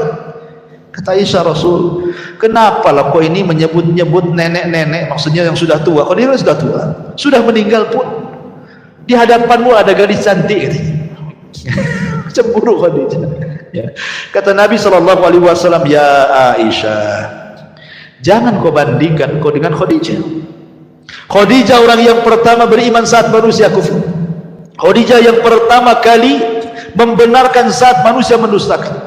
Khadijah yang pertama kali menginfakkan seluruh hartanya di saat manusia bakhil. Dari perut Khadijah semua lahir keturunanku. Apa kau bisa berbanding dengan Khadijah? Ya, nggak bisa. Nggak bisa dibandingkan, kata Nabi SAW dengan Khadijah itu. Masyarul muslimin yang dimuliakan Allah Subhanahu wa taala. Akhirnya Khadijah pertama yang beriman, diajaknya anak-anaknya. Ya, Ruqayyah, Zainab, semua diajak masuk Islam. Ya. Termasuk kemudian budaknya Zaid ibn Harithah masuk Islam. Termasuk Ali bin Abi Thalib yang ketika itu jadi anak angkat Rasul di usia 10 tahun juga diajak masuk Islam. Artinya Rasul dimulai dari keluarga. Istrinya, anak-anaknya, anak angkatnya, budaknya semua masuk Islam. Baru kemudian keluar berjumpa dengan Abu Bakar, akhirnya masuk Islam. Abu Bakar kemudian ngajak Utsman masuk Islam, ngajak Tolha masuk Islam, Abdurrahman bin Auf masuk Islam, Abu Ubaidah bin Jarrah masuk Islam. Akhirnya 10 sahabat yang dijadikan masuk surga rata-rata Islam di tangan Abu Bakar. Dan itu berlangsung selama 3 tahun yang disebut dengan dakwah sirriyah, namanya dakwah door to door, sembunyi-sembunyi. Setelah kemudian 3 tahun lewat, maka Nabi SAW diperintah untuk menjaharkan dakwah. Turun ayat, wa anzir ashiratakal aqrabin. Hai Muhammad, peringatkan orang-orang luar dari kerabatmu. Maka Nabi SAW kemudian keesokan harinya bangkit di Bukit Safa. Dia panggil-panggil kerabatnya, hei Bani Hashim, kemari. Semua dipanggil. Kemudian Nabi SAW mengajak mereka ke dalam tauhid. Awalnya Rasul tidak langsung menyampaikan tauhid, tetapi Rasul ingin meyakinkan bahwa dia masih didengar. Kata Nabi SAW, bagaimana pendapat kalian kalau ada tentara di belakang Bukit Abi Qubais ini, yang sekarang jadi istana raja itu, Bukit Abi Qubais, ada tentara yang akan menyerang kalian, percaya nggak dengan ucapan? Mereka mengatakan, percaya wahai Muhammad, karena engkau tidak pernah berdusta. Ya. Jadi kalau orang yang jarang berdusta kalau ngomong pasti dipercaya. Kalau orang banyak dusta sekali ngomong walaupun benar, hoax kan gitu. Hoax gitu. Padahal benar tuh, karena dikenal suka dusta masalahnya. Artinya bahwa kalau orang suka jujur, maka ditulis di hadapan Allah dan distempel dahinya, engkau ini penjujur. Manusia pun percaya dengan dia. Tapi kalau orang dusta itu susah dipercaya. Ya. Nitip dompet mau wudu saja nggak percaya sama dia. Saya bawa aja gitu. Masyarul muslimin yang dimuliakan Allah Azza wa Jalla. Akhirnya kemudian Nabi SAW mulai mendakwahi kerabatnya. Saat Rasul menyampaikan tauhid, mengajak manusia di tengah-tengah kerabatnya, rupanya di tengah-tengah kerabatnya muncul pamannya Abu Lahab. Maki-maki Rasul, marah-marah mengatakan, ya Muhammad, alihada jamatan. Muhammad, untuk ini kau kumpulkan kami? Saya kira untuk apa? Taban laka sairul yaum, celaka kau dari mulai awal sampai akhir gitu. Celaka kau. Dicaci maki Rasul di hadapan orang. Rasul ini dia berakhlak. Ini pamannya. Ya.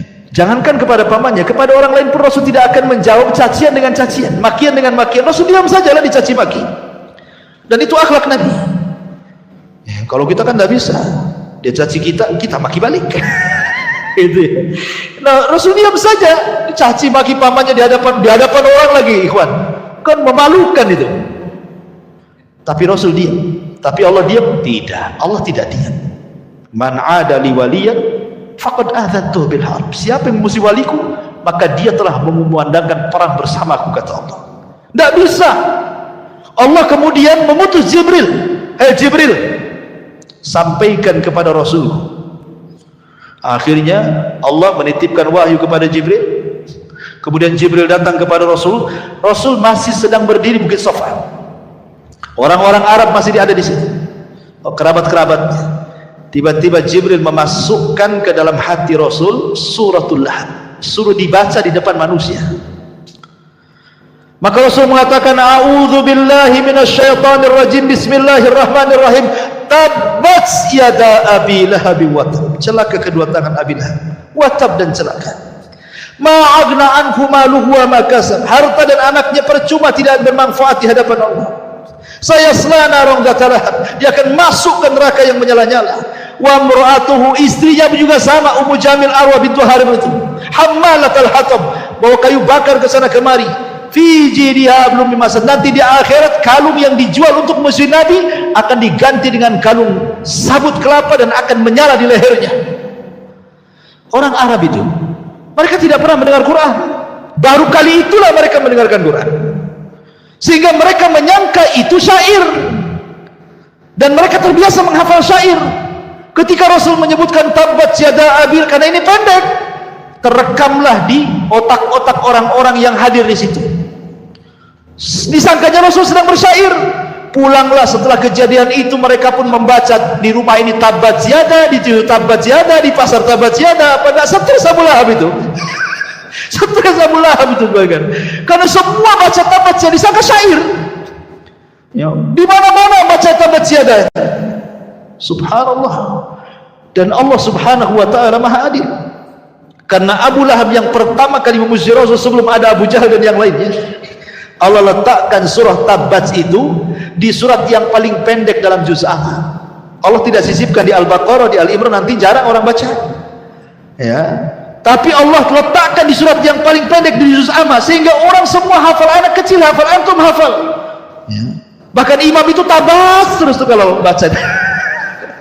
Seolah-olah Abu Lahab ini dikutuk sampai kiamat tuh sama imam-imam tuh. Coba bayangkan, al-jaza min jinsil amal nih kan, balasan itu sesuai dengan amalannya. Akhirnya kemudian Arwa bintu Harbin atau Ummu Jamil kunyahnya mendengar suaminya diejek dengan turunnya surah Alam. Dia kan gak hadir di majelis itu. Marah dia sama Rasulullah SAW, dibawanya batu. Dicarinya Nabi SAW, rupanya Rasul sedang duduk bersama Abu Bakar bersender di kiswah Ka'bah. Dari kejauhan kata Abu Bakar, Rasul, ada istrinya Abu Lahab. Ingat, Arwa bintu Harbin bukan orang biasa. Arwa bintu Harbin ini saudarinya Abi Sufyan. Abi Sufyan ini sekelas Abu Jahal, pemimpin Quraisy. Bahkan dia yang memimpin orang-orang Quraisy di perang Uhud sehingga kaum muslimin kalah. Jadi Arwa bintu Harbin ini saudari daripada Abi Sufyan bintu Harbin. Ya, karena Abu Lahab itu orang kaya. Dari paman Rasul yang paling kaya itu Abu Lahab. Kemudian ganteng, maka disebut Lahab. Kenapa Abu Lahab disebut Abu Lahab? Karena gantengnya. Orang Arab menyebutnya Abu Lahab. Lahab itu artinya cahaya yang keluar dari api, saking gantengnya. Ya. Jadinya Abu Lahab itu juga dapat istri, bukan orang sembarang kan, bukan wanita kaleng-kaleng kan gitu ya. Tentu wanita pejabat juga ya kan, menikah. Jadi Abu Bakar dikejar, ngapain tuh Arwa bintu Harbin mau kesini wahai Rasul? Biarin aja, biarin. Engkau akan lihat sendiri kita. Ketika sudah sampai di hadapan Rasul, Allah butakan matanya. Nabi di depannya nggak kelihatan. Kata Arwa bintu Harbin, ya Abu Bakrin, aina sahib? Mana kawan? Abu Bakar lirik-lirik Rasul. Rasul yang ngasih tanda saja. Ya. Kok bisa lihat depannya, kok nggak nampak dia? Ya. Kemudian kata Abu Bakar, Masya Nukia, Ummu Jamil, mau apa kau mencari temanku? Maksudnya Rasulullah SAW. Maka dia mengatakan, balagani, katanya, telah sampai kepadaku, katanya kan, bahwa dia mencela suamiku. Kemudian dia membacakan bait syair, mudhammaman asaina wa amrahu qalaina, ila akhir syair itu. Dia menyebut Muhammad itu menjadi mudhammam. Muhammad itu artinya banyak pujian, mudhammam itu banyak celaan. Aina Muzammam, mana Muzammam katanya. Sambil pegang batu. Kata Abu Bakar, mau apa kamu itu? Kata Ummu Jamil Arwa bint Wahab, "Lau ra'aituhu la aqamnahu bihadzal hajar fa." Kalau aku lihat akan kulempar batu ini di mulutnya katanya. Kurang ngajar dia katanya. Terus pergi. Ya. Kata Rasulullah, lihat wanita itu wahai Abu Bakar. Dia tidak sedang mencela aku. Dia tidak menyebut Muhammad tapi Muzammam katanya. Siapa Muzammam itu? Namaku kan Muhammad katanya. Dia salah orang katanya. Harusnya dia Muhammad. Saya kan bukan Muzammam, saya Muhammad katanya. Muhammad itu banyak pujian, Muzammam terbalik banyak celaan. Dia salah orang katanya. Biarkan saja katanya. Allah sudah butakan matanya katanya. Dan itu awal Abu Bakar menyaksikan mukjizat Nabi. Ya, nggak bisa kelihatan, itu mukjizat. Ya, jangan seperti orang dulu kalau ingin punya ilmu nggak kelihatan, maling pocong apa? Kali Jumat tali pocong, ya kan? Nah, siapa yang mati nyari Jumat digali, ambil tali pocongnya, nanti taruh diikat di kepalanya, nanti nggak nampak itu. Syaratnya telanjang katanya. Iyalah orang nggak nampak nggak boleh nengok. Kan gitu. Tapi masyarul muslimin yang dimuliakan Allah Azza wa Jalla. Intinya bahwa akhirnya kemudian permusuhan Abu Lahab dengan Ummu Jamil luar biasa kepada Nabi itu. Ya. Bahkan Ummu Jamil ini sampai diambil kalungnya untuk dijual. Ya. Dijual untuk apa? Biaya menyebarkan hoax. Jadi dia, karena kan teman-teman mamanya banyak kan, jadi ngerumpilah di teman-teman mamanya itu, ngadu domba sana sini, makanya disebut hammalat al-hatab. Ya, ngadu domba ke sana kemari. Jadi kalau Ummu Jamil menyakiti Rasul dengan lisannya, dengan cara menyebarkan hoax, kalau Abu Lahab dengan fisiknya, naruh kotoran di depan pintu Nabi. Ya, sampai ketika Rasul sallallahu alaihi wasallam melihat setiap hari ada kotoran di pintu rumahnya, Rasul mengatakan, apakah begini akhlak Arab wahai saudara-saudaraku katanya. Datang Hamzah, belum masuk Islam Hamzah itu, masih kafir, mendengar bahwa banyak kotoran di rumah pintu Rasul dan itu dilakukan oleh pamannya. Abu Lahab marah dia, walaupun dia masih musyrik. Dia datang ke rumah Rasul, diambilnya kotoran, dicarinya Abu Lahab. Ketika sudah ketemu diletakkan di kepalanya katanya. Kemudian mengatakan, hei Abu Lahab, kau jangan macam-macam dengan ponakanku si Muhammad, karena aku sudah mengikuti agamanya. Padahal belum, dia pura-pura saja supaya ingin membela Rasulullah SAW, karena sudah keterlaluan di bukan akhlak Arab ini. Jadi sampai seperti itu, akhirnya justru kata-kata itu menjadi sebuah kebaikan. Akhirnya Hamzah masuk Islam kan itu. Makanya kalau kita mengatakan sesuatu terkadang jadi doa. Katakan yang bagus-bagus, menjadi doa. Seperti memang contohnya ibunya saya Sudes gitu ya. Pernah saya ceritakan, saya Sudes itu kan kecil-kecil nakal dia. Ya namanya anak-anak remaja kan nakal biasa. Nah, jadi kalau sudah nakal itu ibunya sudah pening kepala, apa katanya? Hei saya Sudes, daripada kau nakal ke Masjidil Haram sana, mudah-mudahan jadi imam kau di sana katanya. Itu aja yang diucapkan. Kalau nakal lagi ibunya ngomong gitu lagi. Kalau nakal itu lagi diucapkan. Jadi tidak pernah mengucapkan kalimat ini kecuali izhab ilal haram, kau pergi ke haram, mudah-mudahan kau jadi imam di situ. Akhirnya ucapan seorang ibu yang soleh. Jadi kenyataan siapa yang tidak kenal Imam Sudes? Ya, jadi Imam Masjidil Haram tuh sampai sekarang siapa yang tidak kenal, satu dunia kenal Imam Sudes. Jadi kita pun sama, kalau punya anak nakal itu sana ke Al-Fajri itu gantikan Pak Imam tuh. Nanti kegantikan betul. Artinya kan mudah-mudahan jadi gini, ini enggak mati aja kalau katanya, toto ketabrak mati betul. Ya. Jadi jangan sampai kemudian seseorang itu mengucapkan kalimat buruk apalagi ke anak itu, nanti jadi kenyataan. Taib kembali. Akhirnya kemudian permusuhan terus sampai pada waktunya akhirnya kemudian Nabi SAW betul-betul diperangi oleh orang-orang kafir Quraisy. Tampillah Abu Jahal, tampillah Umayyah, tampillah kemudian Al-Walid, macam-macam musuh-musuh Nabi SAW akhirnya mulai menyakiti Rasul. Ya, terlalu panjang kalau saya ceritakan. Intinya bahwa mereka melakukan permusuhan kepada Nabi SAW sampai akhirnya mereka dengan cara lembut tidak bisa, dengan cara kasar tidak bisa, balik lagi ke lembut tidak bisa. Akhirnya mereka memutuskan untuk membunuh Nabi. Mereka ngomong kepada Bani Hashim, serahkan Muhammad kepada kami biar kami bunuh. Kata Bani Hashim, tidak, Kami tidak akan menyerahkan orang kami. Kalau begitu, kalian akan kami keluarkan dari Quraisy, dari Mekah. Dan kami akan boikot semua makanan, tidak ada yang sampai kepada kalian. Kalian tidak boleh bicara dengan kami tidak akan bicara dengan kalian. Wanita kalian tidak boleh menikah dengan laki-laki kami ataupun sebaliknya. Begitu semuanya diketatkan sehingga terjadi kemudian hisar, boikot selama 3 tahun. Sampai orang-orang Bani Hashim ini saking kelaparannya makan daun karena tidak ada makanan masuk. Dari situlah kemudian harta Khadijah habis, harta Nabi habis, karena untuk memberi makan Bani Hashim yang ketika terjadi pemboikotan 3 tahun lamanya. Sampai akhirnya kemudian setelah berakhir pemboikotan itu, setelah itulah kemudian terjadi apa yang disebut dengan Amul Hazni, tahun kesedihan. Kenapa? Karena beberapa bulan setelah pemboikotan ini Abu Thalib meninggal. Subhanallah, setelah beberapa bulan setelah meninggalnya Abu Thalib, meninggal pula Khadijah, istri Nabi SAW. Maka semakin sempitlah dakwah Rasul karena orang-orang itu semakin berani. 18 kabilah mengancam Rasul, jangan berdakwah, kau sudah tidak ada siapa-siapa lagi yang melindungi kamu, kalau tidak kami bunuh. Akhirnya Rasul sudah tidak bisa berdakwah terang-terangan, kembali ke dakwah sirriyah, dakwah ketidak terang-terangan. Dia hanya bisa ngajak ya sebisanya diajak, karena sudah nggak bisa terang-terangan lagi, karena diancam dibunuh.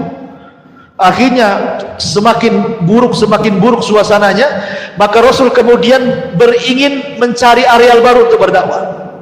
Terpikir hendak ke Taif. Kemudian sampai di Taif sama juga rupanya. Orang Taif ini nggak menerima dakwah Rasul, baru beberapa hari saja sudah diusir. Lebih ganas lagi, dilempari sama batu, perempuan yang mencaci maki anak-anaknya, naruh duri di jalan, macam-macam, sampai akhirnya Rasul kemudian harus tinggal di kebun kurma milik Utbah dan Syaibah. Disitulah kemudian ketika Rasul sholat fajar, datang pula 7 jin dari Yaman masuk Islam. Ketika orang-orang Taif tidak masuk Islam, jin pula yang masuk Islam. Ya, Allah kasih. Ya, ketika alam nyata tidak masuk Islam, alam gaib masuk Islam. Ya, jin-jin masuk Islam. Turunlah surah Jin, kul uhiya ilayya annahu istama'a nafarun minal jinni faqalu inna sami'na qur'anan ajaba. Baik, intinya kemudian Rasul bisa berhasil masuk ke Mekah. Lah ketika berhasil lagi masuk ke Mekah karena ada perlindungan dari Adi ibn Mut'im, akhirnya kemudian Nabi SAW sudah tidak bisa sama sekali berdakwah, sesak dada Nabi. Dari situlah kemudian Rasul ingin menghibur Rasul. Terjadilah peristiwa yang disebut dengan Isra dan Mi'raj, ingin dihibur. Namun sebelum terjadi Isra Mi'raj, ketika Rasul berada di Hatim, di rumah Ummu Aiman, Jibril datang, kemudian membelah dada Nabi kedua kalinya, membersihkan kembali hatinya supaya makin lebar lagi. Alam nashrah laka sadrak, supaya dada Nabi lebih menerima lagi kondisi. Dibersihkan dadanya dari sifat hasad, dengki, dendam, marah, semua dibersihkan, tidak ada lagi. Setelah itu kemudian diperjalankan dari Masjidil Haram ke Masjidil Aqsa yang disebut dengan Isra. Kemudian diperjalankan dari Masjidil Aqsa ke Sidratil Muntaha yang disebut dengan Mi'raj. Disitulah Rasul dapat pelajaran besar untuk menghadapi dakwah ke depan. Di langit pertama dia berjumpa dengan Nabi Adam. Adam itu hijrah dari sorga ke bumi, maka dia akan hijrah dari Mekah ke Madinah. Berjumpa dengan di langit kedua dengan Yahya ibn Zakaria dan Isa ibn Maryam. Seolah-olah nanti setelah hijrah engkau Muhammad, engkau akan disakiti seperti dua nabi disakiti. Dari mana? Dari orang-orang Yahudi. Yahya dipenggal lehernya, jadikan mahar wanita pelacur. Nabi Isa diburu untuk diburu, kemudian diangkat ke langit. Maka engkau pun sama akan mengalami hal yang sama. Orang-orang Yahudi akan berusaha menyakitimu, bahkan sampai membunuhmu. Dan betul, upaya pembunuhan sudah ada. Ya, seperti perang Bani Nadir. Kenapa Rasul merangi Bani Nadir? Karena Rasul mau ditimpakan batu dari atas rumah. Kemudian Zainab bintu Harith, seorang wanita, setelah perang Khaybar diracun, meracun Nabi. Dan upaya pembunuhan banyak. Ya. Jadi Rasul sudah ada gambaran kenapa diperjumpakan dengan Yahya dan Isa. bahwa musuhnya akan lebih berat lagi, bukan hanya orang kafir Quraisy saja, nanti ada lagi orang Yahudi katanya. Kemudian naik ke langit ketiga berjumpa dengan Nabi Yusuf. Langit ketiga berjumpa dengan Nabi Yusuf, seolah-olah mengatakan bahwa sebagaimana Yusuf juga dia disakiti oleh saudara-saudaranya, dicemplungkan ke sumur, kan itu ya, dihasadi, engkau pun sama keluargamu, wajar. Abu Lahab menyakiti kamu, keluargamu akan musuhi kamu, itu wajar, karena Nabi juga seperti itu sebelumnya. Kemudian naik ke langit keempat berjumpa dengan Idris, di mana Allah katakan wa rafa'nahu makanan 'aliyah. Idris diangkat ke tempat tinggi, maka engkau pun akan diangkat jauh lebih tinggi dibandingkan Idris. Bukan hanya sampai ke langit keempat, ke Sidratul Muntaha, secara hissi dan maknawi engkau akan menjadi orang mulia di tengah-tengah manusia, diangkat derajat. Wa rafa'na laka dzikra, kami angkat penyebutanmu, kata Allah. Naik lagi ke langit keberapa? Kelima, berjumpa dengan Nabi Harun. Harun lembut, disukai Bani Israel, maka Rasul pun harus melembutkan kembali dakwahnya seperti lembutnya Harun kepada Bani Israel. Wa in kunta faddan ghalidhal qalbi lan faddu min hawlika. Kalau engkau keras wahai Muhammad, lari semua orang itu, gak akan menerima dakwah. Dapat pelajaran dakwah lagi. Naik lagi ke langit ke-6 berjumpa dengan Nabi Musa. Nabi Musa itu orang yang paling sabar dengan Bani Israel, maka Rasul pun harus sabar menghadapi umatnya, ya, dapat lagi kesabaran. Naik lagi ke Ibrahim alaihi salatu wassalam, ke langit ke-7. Kata Rasul, tidak ada nabi yang mirip wajahku kecuali Ibrahim. Sebagaimana Ibrahim membangun Ka'bah di bumi, maka dia bersandar di Ka'bah malaikat Baitul Ma'mur sambil dikelilingi anak-anak kecil. Al-jaza min jinsil amal. Dan Nabi SAW pun akan meneruskan perjuangan Ibrahim dengan memakmurkan Ka'bah dan membebaskan kota Mekah. Jadi Isra Mi'raj ini pelajaran besar. Yang tadinya Rasul sesak dadanya gitu ya, turun daripada Isra Mi'raj semangat lagi dia.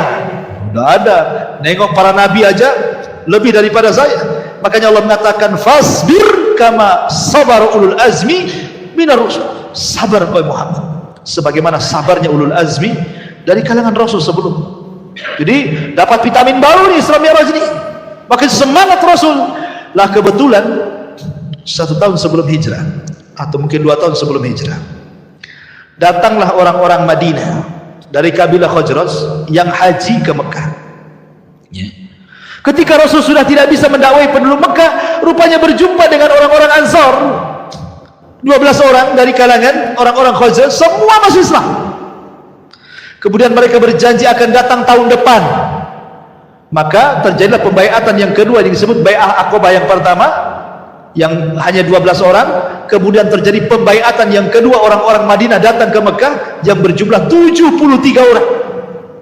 Dan ketika itu Rasul mengutus Mus'ab bin Umair, kutus kau ke Madinah berdakwah di sana. Akhirnya Mus'ab berhasil mengislamkan para pembesar di Madinah, tersebarlah Islam di mana-mana. Lah ketika sahabat mereka hijrah ke Habasyah 2 kali, ya kan? Maka Rasul mengatakan Allah sudah mengizinkan aku untuk hijrah dan Allah sudah menentukan tempat untuk hijrah. Maka semua yang ada di Mekah hijrah ke Madinah, semua yang ada di Habasyah pulang gabung ke Madinah. Nah, terjadilah hijrah pertama Rasul. Yang sebelumnya sahabat sudah hijrah ke Habasyah, tapi ini pertama Rasul hijrah dari Mekah. Bayangkan Nabi SAW ketika hijrah itu usianya berapa tahun? Diangkat jadi Nabi saja 40 tahun. Kemudian Rasul tinggal di Mekah ketika diangkat jadi Nabi dan Rasul 13 tahun. Berarti Rasul itu ketika hijrah usianya 53 tahun. Sudah tua 53 tahun. Tidak pernah meninggalkan kota kelahirannya, tiba-tiba diusir. Coba anda bayangkan, kita diusir dari Indonesia, dari NKRI, disuruh kemana? Kayak orang-orang atau apa itu Myanmar tuh ya. Kan kita lihat tuh orang-orang saudara-saudara kita Muslim dari Myanmar kan yang diusir itu sampai tenggelam-gelam di kapal tuh kan, ya, apa Muslim Uighur tuh kan. Coba bayangkan gimana rasanya diusir dari negerinya kan itu ya. Makanya Nabi SAW kemudian sebelum hijrah dia naik ke atas gua, ke Gua Hira, ya, kemudian dipandangnya Mekah. Dia mengatakan, wahai Mekah, engkau tempat yang terbaik dan suci. Kalau bukan karena kaumku mengusirku, aku tidak akan tinggalkan kamu, katanya. Nah, itulah wasiat Rasul. Rasul berangkat ke Madinah. Disinilah era baru. Dan inilah kisah kedua hijrah Rasul berada di bulan Rabiul Awal, pertengahan kisah kelahiran hijrah. Nah, kemudian Rasul hijrah ke Madinah. Lah di kota Madinah ini karena sudah banyak pendukungnya, maka Nabi SAW pertama kali datang ke kota Madinah, apa yang dilakukannya? Membangun Masjid Quba. Pondasinya dulu, kemudian setelah beberapa hari berangkat ke Madinah. Di perjalanan dia singgah, karena kebetulan hari Jumat, akhirnya Rasul melaksanakan Jumat pertama kali di tengah Quba dan Madinah. Sampai di kota Madinah, dia bangun masjidnya. Ini disebut dengan Masjid Nabawi. Dan itulah masjid terbaik setelah Haram, kemudian setelah Nabawi adalah Aqsa. Kata Rasul, la tushaddu rihal illa ila thalathati masjid. Tidak boleh safar niat ibadah kecuali ketiga masjid: Masjidil Haram, Masjid Nabawi, dan Masjidil Aqsa. Apa yang dilakukan Rasulullah SAW? Kenapa membangun masjid? Nabi SAW ingin supaya manusia itu lebih dekat dengan Allah, karena hanya di masjid inilah orang lebih dekat dengan Allah. Makanya Nabi SAW kemudian membuat aktivitas semua di masjid, ya, ngajar ya di masjid, dakwah di masjid, latihan jihad di masjid, putuskan kepada kabilah-kabilah di masjid. Tidak ada kecuali di masjid tempat lain untuk membimbing umat kecuali masjid. Itu masjid di zaman Rasul itu semua di masjid. Coba bayangkan, sampai latihan perang di masjid. Coba di sini latihan perang, besoknya antum jadi teroris. Latihan manah dalam masjid gitu ya. Latihan kuda, nggak mungkin lah kudanya dimasukkan ke sini. Mungkin orang tapi dulu seperti itu. Tapi sekarang subhanallah, alhamdulillah masjid ini masih ada kajian. Tapi ada masjid-masjid yang lain itu yang hanya untuk sholat 5 waktu saja kan. Ketika habis sholat 5 waktu pun dikunci. Jadi orang yang mau sholat itu disuruh di teras. Ya. Nanti malam-malam ditulis dilarang tidur. Wah, makin tak boleh lagi, makin sepi lah masjid. Makin sepi karena hanya untuk 5 waktu sholat saja. Tidur aja tak boleh di situ kan itu. Jadi sepi. Kenapa ya? Mungkin alasannya takutlah kalau seandainya masjid dibuka lebar-lebar gak ada kuncinya, nanti jangan lagi kotak infak hilang, kotak-kotaknya hilang, jam mungkin ini ampli semua hilang semua kan itu ya. Karena sekarang ini tidak ada tempat yang lebih aman. Dulu tempat aman itu rumah dan masjid. Rumah pun tak aman, masjid pun tak aman. Sekarang gak ada tempat yang paling aman. Kemana coba? Baik, masyaallah muslimin yang dimuliakan Allah Azza wa Jalla. Maka Rasul mulai mempersatukan hati-hati orang Ansar dan Muhajirin, karena namanya beda daerah. Ansar ini keturunan Yaman. Orang-orang Muhajirin ini memang asli orang Mekah, keras-keras orangnya. Ya kan? Orang Yaman kan lembut-lembut orangnya. Nabi SAW kemudian ingin menyatukan, mempersaudarakan. Dikenallah sejarah bagaimana Rasulullah SAW mempersaudarakan sekitar 70 orang lebih gitu ya pertama kali. Kita kenal ada persaudaraan antara Salman Al-Farisi dengan Abu Darda. Salman Al-Farisi dengan Abu Darda dipersaudarakan sama Nabi. Ingat, persaudaraan itu saling mewarisi. Jadi kalau meninggal salah satunya, hartanya diwariskan. Tapi setelah perang Badar, turun ayat bahwa harta waris itu hanya untuk yang ada hubungan rahim saja, ahli waris saja. Maka kemudian dimansuh, tidak ada lagi saling mewarisi kecuali memang keluarga. Yang ada saling menolong, saling membantu, dan begitu seterusnya. Ya.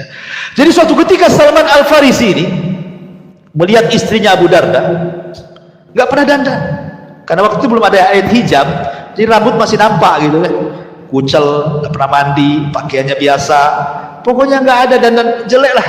Ya. Jadi Salman Al-Farisi mengatakan, ya Umma Darda, dandanlah sedikit. Ya, masa kayak gini kau punya suami gitu. Kata Ummu Darda, ya Salman, anna Abu Darda laisa lihaja. Hei Salman, Abu Darda itu tidak ada hajat lagi sama saya. Kalau siang puasa,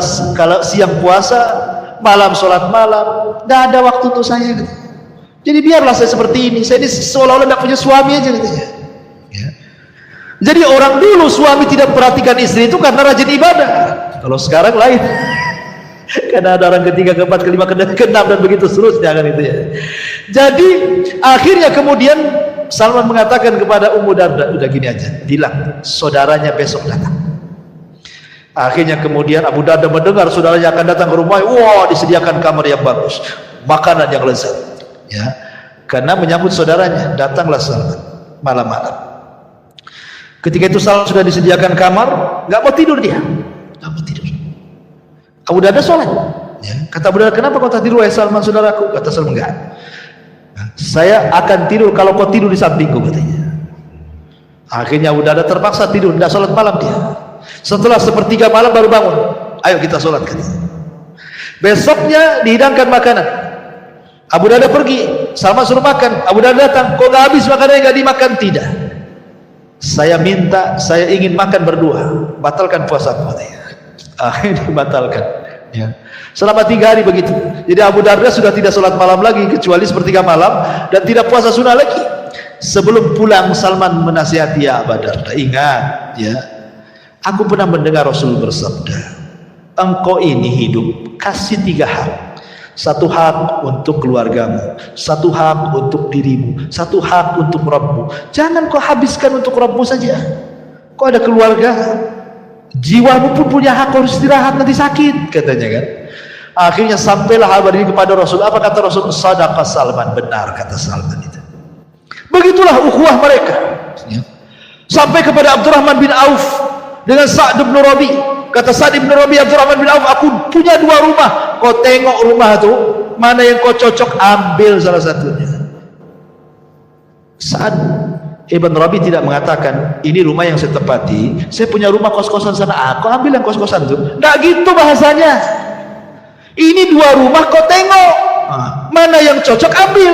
Itu lain bahasanya kan. Aku punya 2 kebun, dua-duanya sudah mau buah kurmanya, kau datanglah ke kebun dua-duanya, tengok mana yang kau cocok, ambil tuh 2 kebun tuh. Bukan bahasanya ini kebun mau berbuah, ini nanti saya panen, kau yang itu dulu aja, kau tanam dulu aja. Enggak gitu. Aku punya 3 istri, aku tengoklah 3-tiganya. Kan belum ada hijab waktu itu. Kalau kau cocok ke yang istri pertama atau istri kedua atau istri yang paling muda, istri ketiga, aku tinggal tunjuk saja apa namanya, Abdurrahman, nanti besok ku ceraikan dia. Tunggu sampai masa idahnya, ku danai kau nikah dengan dia. Ada orang kayak gitu, mengasihkan istrinya. Yang 1 aja pengen 2, yang 2 pengen 3, mau dibalikan ke orang. Nggak bisa carok istilah untuk diambil orang. Artinya bahwa sampai seperti itulah persaudaraan Muhajirin dan Ansor gitu loh, luar biasa gitu. Siapa yang mendidik mereka? Nabi SAW. Sampai akhirnya kemudian setelah Rasul agak lama di kota Madinah, barulah terjadi syariat jihad. Terjadi peperangan banyak yang sudah saya ceritakan. Terjadi perang Badar, perang Uhud, perang Hunain, Fathu Makkah, Sulh Hudaybiyah, perang Tabuk, perang Mu'tah, macam-macam perang kan. Sampai akhirnya kemudian Nabi SAW berakhir di perang mana? Terakhir kita bahas perang Tabuk. Itulah perang yang terakhir Rasul, karena yang dilawan bukan musyrik Arab, yang dilawan bukan orang-orang Yahudi Madinah. Kenapa? Karena orang musyrik semua sudah masuk Islam, ya kan? Orang-orang Yahudi semua sudah terusir, Mekah Madinah sudah dikuasai. Perang Tabuk ini perang melawan Nasrani Romawi, dan Allah menangkan, ya. Masyarakat muslimin yang dimuliakan Allah Azza wa Jalla. Lah setelah itulah kemudian detik-detik wafatnya, dan ini pembahasan terakhir, bahwa kelahiran di bulan Rabiul Awal, hijrah di bulan Rabiul Awal, dan wafat pun di bulan Rabiul Awal. Bagaimana kisah kematiannya? Masyarakat muslimin yang dimuliakan Allah Subhanahu wa taala. Ketika Nabi SAW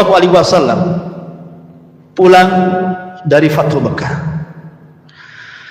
kemudian Nabi SAW turun ayat surah Al-Ma'idah ayat 3. Al-yawma akmaltu lakum dinakum wa atmamtu alaikum ni'mati wa raditu lakumul Islam madina. Aku sempurnakan kepada kalian agama kalian. Aku sempurnakan nikmatku untuk kalian dan Islam sebagai agama kalian. Maknanya dengan turun Al-Ma'idah ayat 3, selesai tugas Nabi. Apa? Selesai. Rasul sudah menyampaikan risalah semuanya. Agama sudah sempurna. Apalagi yang mau ditambah? Makanya kemudian Nabi SAW beberapa hari sebelum wafatnya, Nabi mengajak para sahabat untuk berziarah ke kuburan Uhud, ke kuburan syuhada Uhud. Rasul ingin katakan kepada para sahabat, kalaulah bukan karena Allah kemudian mereka, kalian tidak akan seperti ini sekarang. Rasul tidak pernah melupakan jasa orang, apalagi sudah meninggal dan sangat berjasa. Ya Rasul mengajak para sahabat ke kuburan Uhud. Kalau bukan karena Allah, kemudian mereka nggak mungkin Mekah jadi negara Islam, Madinah jadi negara Islam, semua orang masuk Islam. Maka Nabi SAW mengucapkan salam kepada mereka, Assalamualaikum ya ahla Uhud. Ya. Nas'alullah walakumul afiyah wa inna insyaallah bikumul lahiqun. Keselamatan bagi kalian wahai syuhada Uhud, katanya. Sesungguhnya kami hanya meminta kepada Allah agar Allah memaafkan diri kami dan juga kalian, dan ingat kami pun akan menyusul kalian, kata Rasul. Kemudian Rasul pulang. Di tengah jalan Rasul menangis. Semua sahabat menangis. Kemudian sahabat bertanya, kenapa Rasul menangis? Kata Nabi SAW, Ishfaqtu ikhwani, aku rindu dengan kawan-kawanku wahai sahabatku. Sahabat mengatakan, ya Rasul, awalasna ikhwanuka, Rasul, bukankah kami teman-teman? Lalu kami ini siapa? Kata Nabi SAW, antum lastum ikhwani, kalian bukan saudara, bukan teman-temanku. Antum ashabi, engkau sahabatku. Lalu siapa teman-teman wahai Rasul? Maka Rasul mengatakan, ikhwani alladzina ja'u min ba'di wa lam yarawni wa yu'minu bi. Sebuah kaum datang sepeninggalku, mereka tidak pernah melihatku tapi beriman denganku. Aku rindu berjumpa dengan mereka. Akhirnya kemudian Rasul pulang, sampai akhirnya dia pun pada giliran rumah Maimunah. Disitulah mungkin semakin parah sakit Nabi SAW akibat racun yang pernah dimakannya. Sakit parah Rasul. Kemudian Rasul mengatakan kepada Maimunah, wahai Maimunah, kumpulkan istri-istriku yang lainnya, kumpulkan.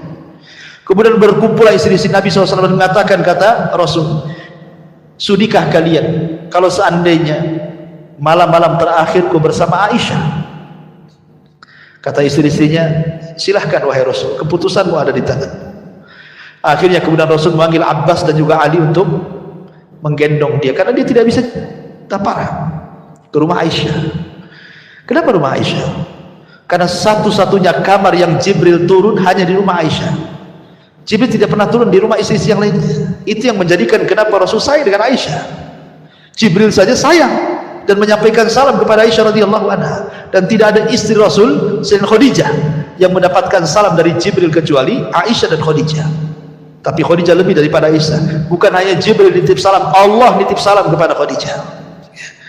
Akhirnya Rasul dipapah. Lah ketika dari kamar Maimunah ke rumah Aisyah itu, kan sahabat nampak Rasul lagi dipapah kan itu. Tersebarlah kepada sahabat seantero kota Madinah. Rasul sakit parah, Rasul sakit parah. Khawatir para sahabat. Semua datang dari rumah-rumah mereka, mengutus orang-orang mereka, suruh melihat kondisi Nabi seperti apa. Akhirnya orang pun menunggu di Masjid Nabawi, karena saking banyaknya sampai keluar masjid. Kemudian suara mereka, tangis kesedihan mereka sampai masuk di kamar Aisyah. Kata Rasul, ada apa? Kok banyak gaduh kali di luar itu? Kata Aisyah radhiyallahu anha, dia mengatakan, mereka sahabat-sahabat Rasul, mereka mengkhawatirkan kamu. Akhirnya kata Rasul mengatakan, panggil Abbas dan Ali. Panggil Abbas dan Ali. Kata Rasul, papa aku ingin melihat sahabatku, katanya. Akhirnya kemudian Nabi SAW masuk ke Masjid Nabawi. Itulah kemudian Rasul dengan tertatih-tatihnya naik ke atas mimbar, dan itulah khutbah terakhir Rasul. Karena setelah itu Rasul tidak pernah lagi khutbah karena meninggal. Rasul berkhutbah di situ. Salah satu khutbah Rasul, dia mengatakan, "Man kuntu akhadtu malan, fahadha mali falyakhudh minhu." Wahai sahabatku, siapa yang dulu ku ambil hartanya, ini hartaku ambil sekarang. Wa man kuntu darabtu dhahran, siapa yang dulu ku pukul pundaknya, fahadha dhahri falyaqtas minhu, silahkan pukul aku sekarang.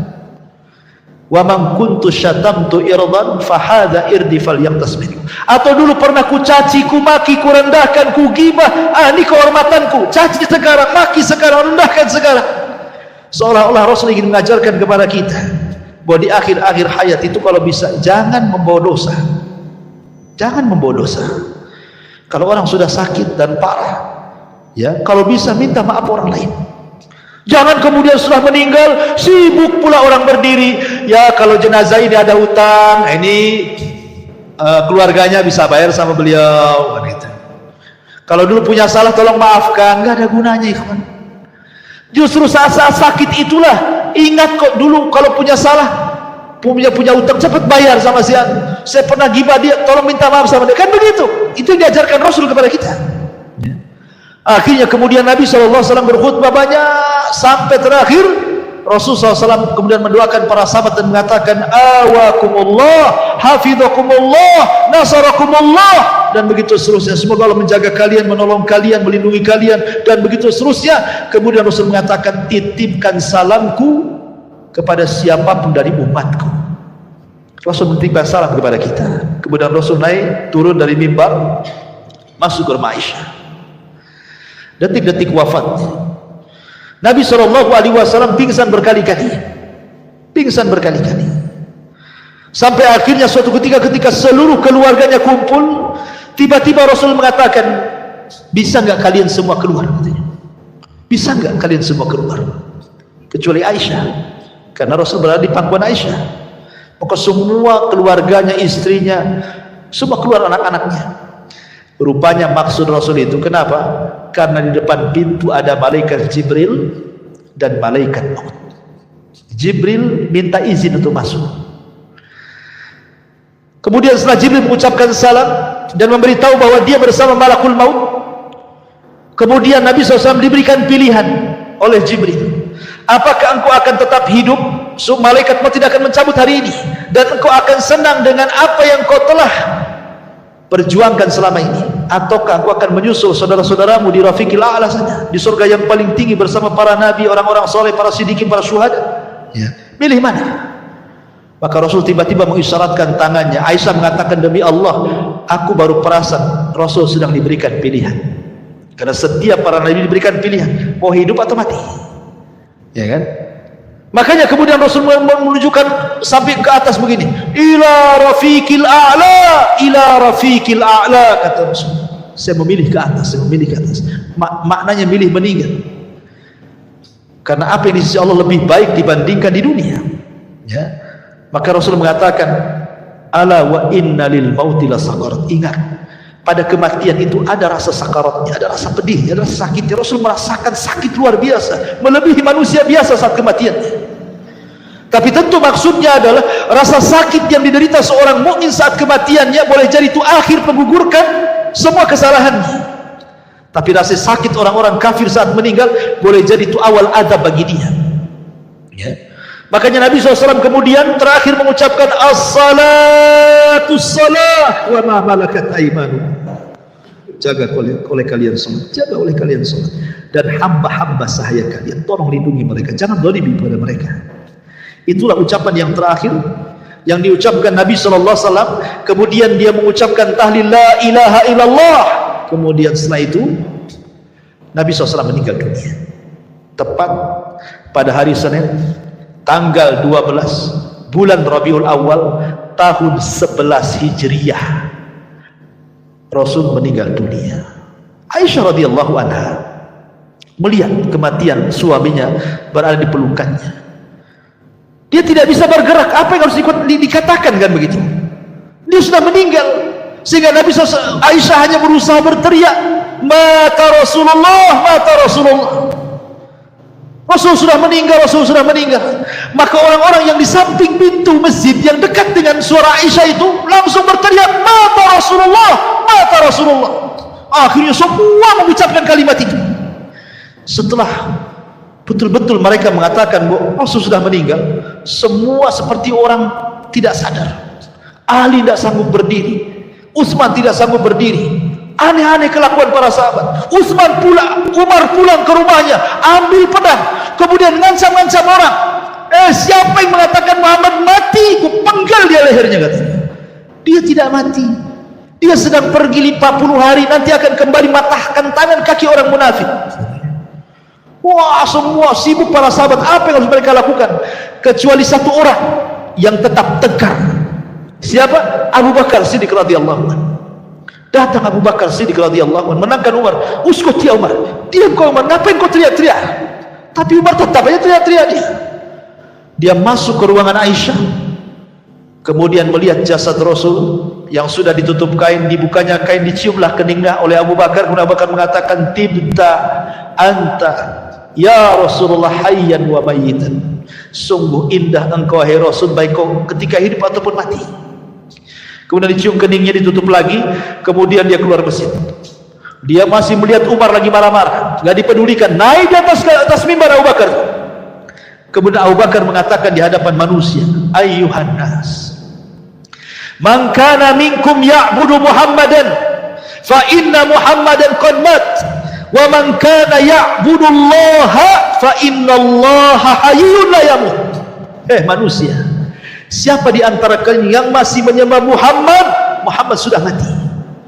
Tapi siapa di antara kalian yang menyembah Allah, Allah zat yang tetap hidup dan tidak akan pernah mati. Kemudian Abu Bakar membacakan satu ayat, wa ma Muhammadun illa rasulun qad khalat min qablihi rusul afa immata aw qutilan qalabtum ala aqabikum wa man yanqalib ala akibaihi falan yadurrallaha syai'a wa sayazillahu syakirin. Tidaklah Muhammad itu melainkan sama dengan rasul-rasul sebelumnya. Apakah kalau dia meninggal atau dia dibunuh kalian akan murtad lagi? Demi Allah, siapapun yang murtad dari agama kalian tidak memadaratkan Allah sama sekali, karena Allah hanya membalas orang-orang yang bersyukur di antara kalian. Kata Anas bin Malik, demi Allah, ketika Abu Bakar membacakan ayat ini, seolah-olah ayat ini baru turun, padahal sudah turun dari zaman Nabi. Semua sadar bahwa Rasul sudah meninggal.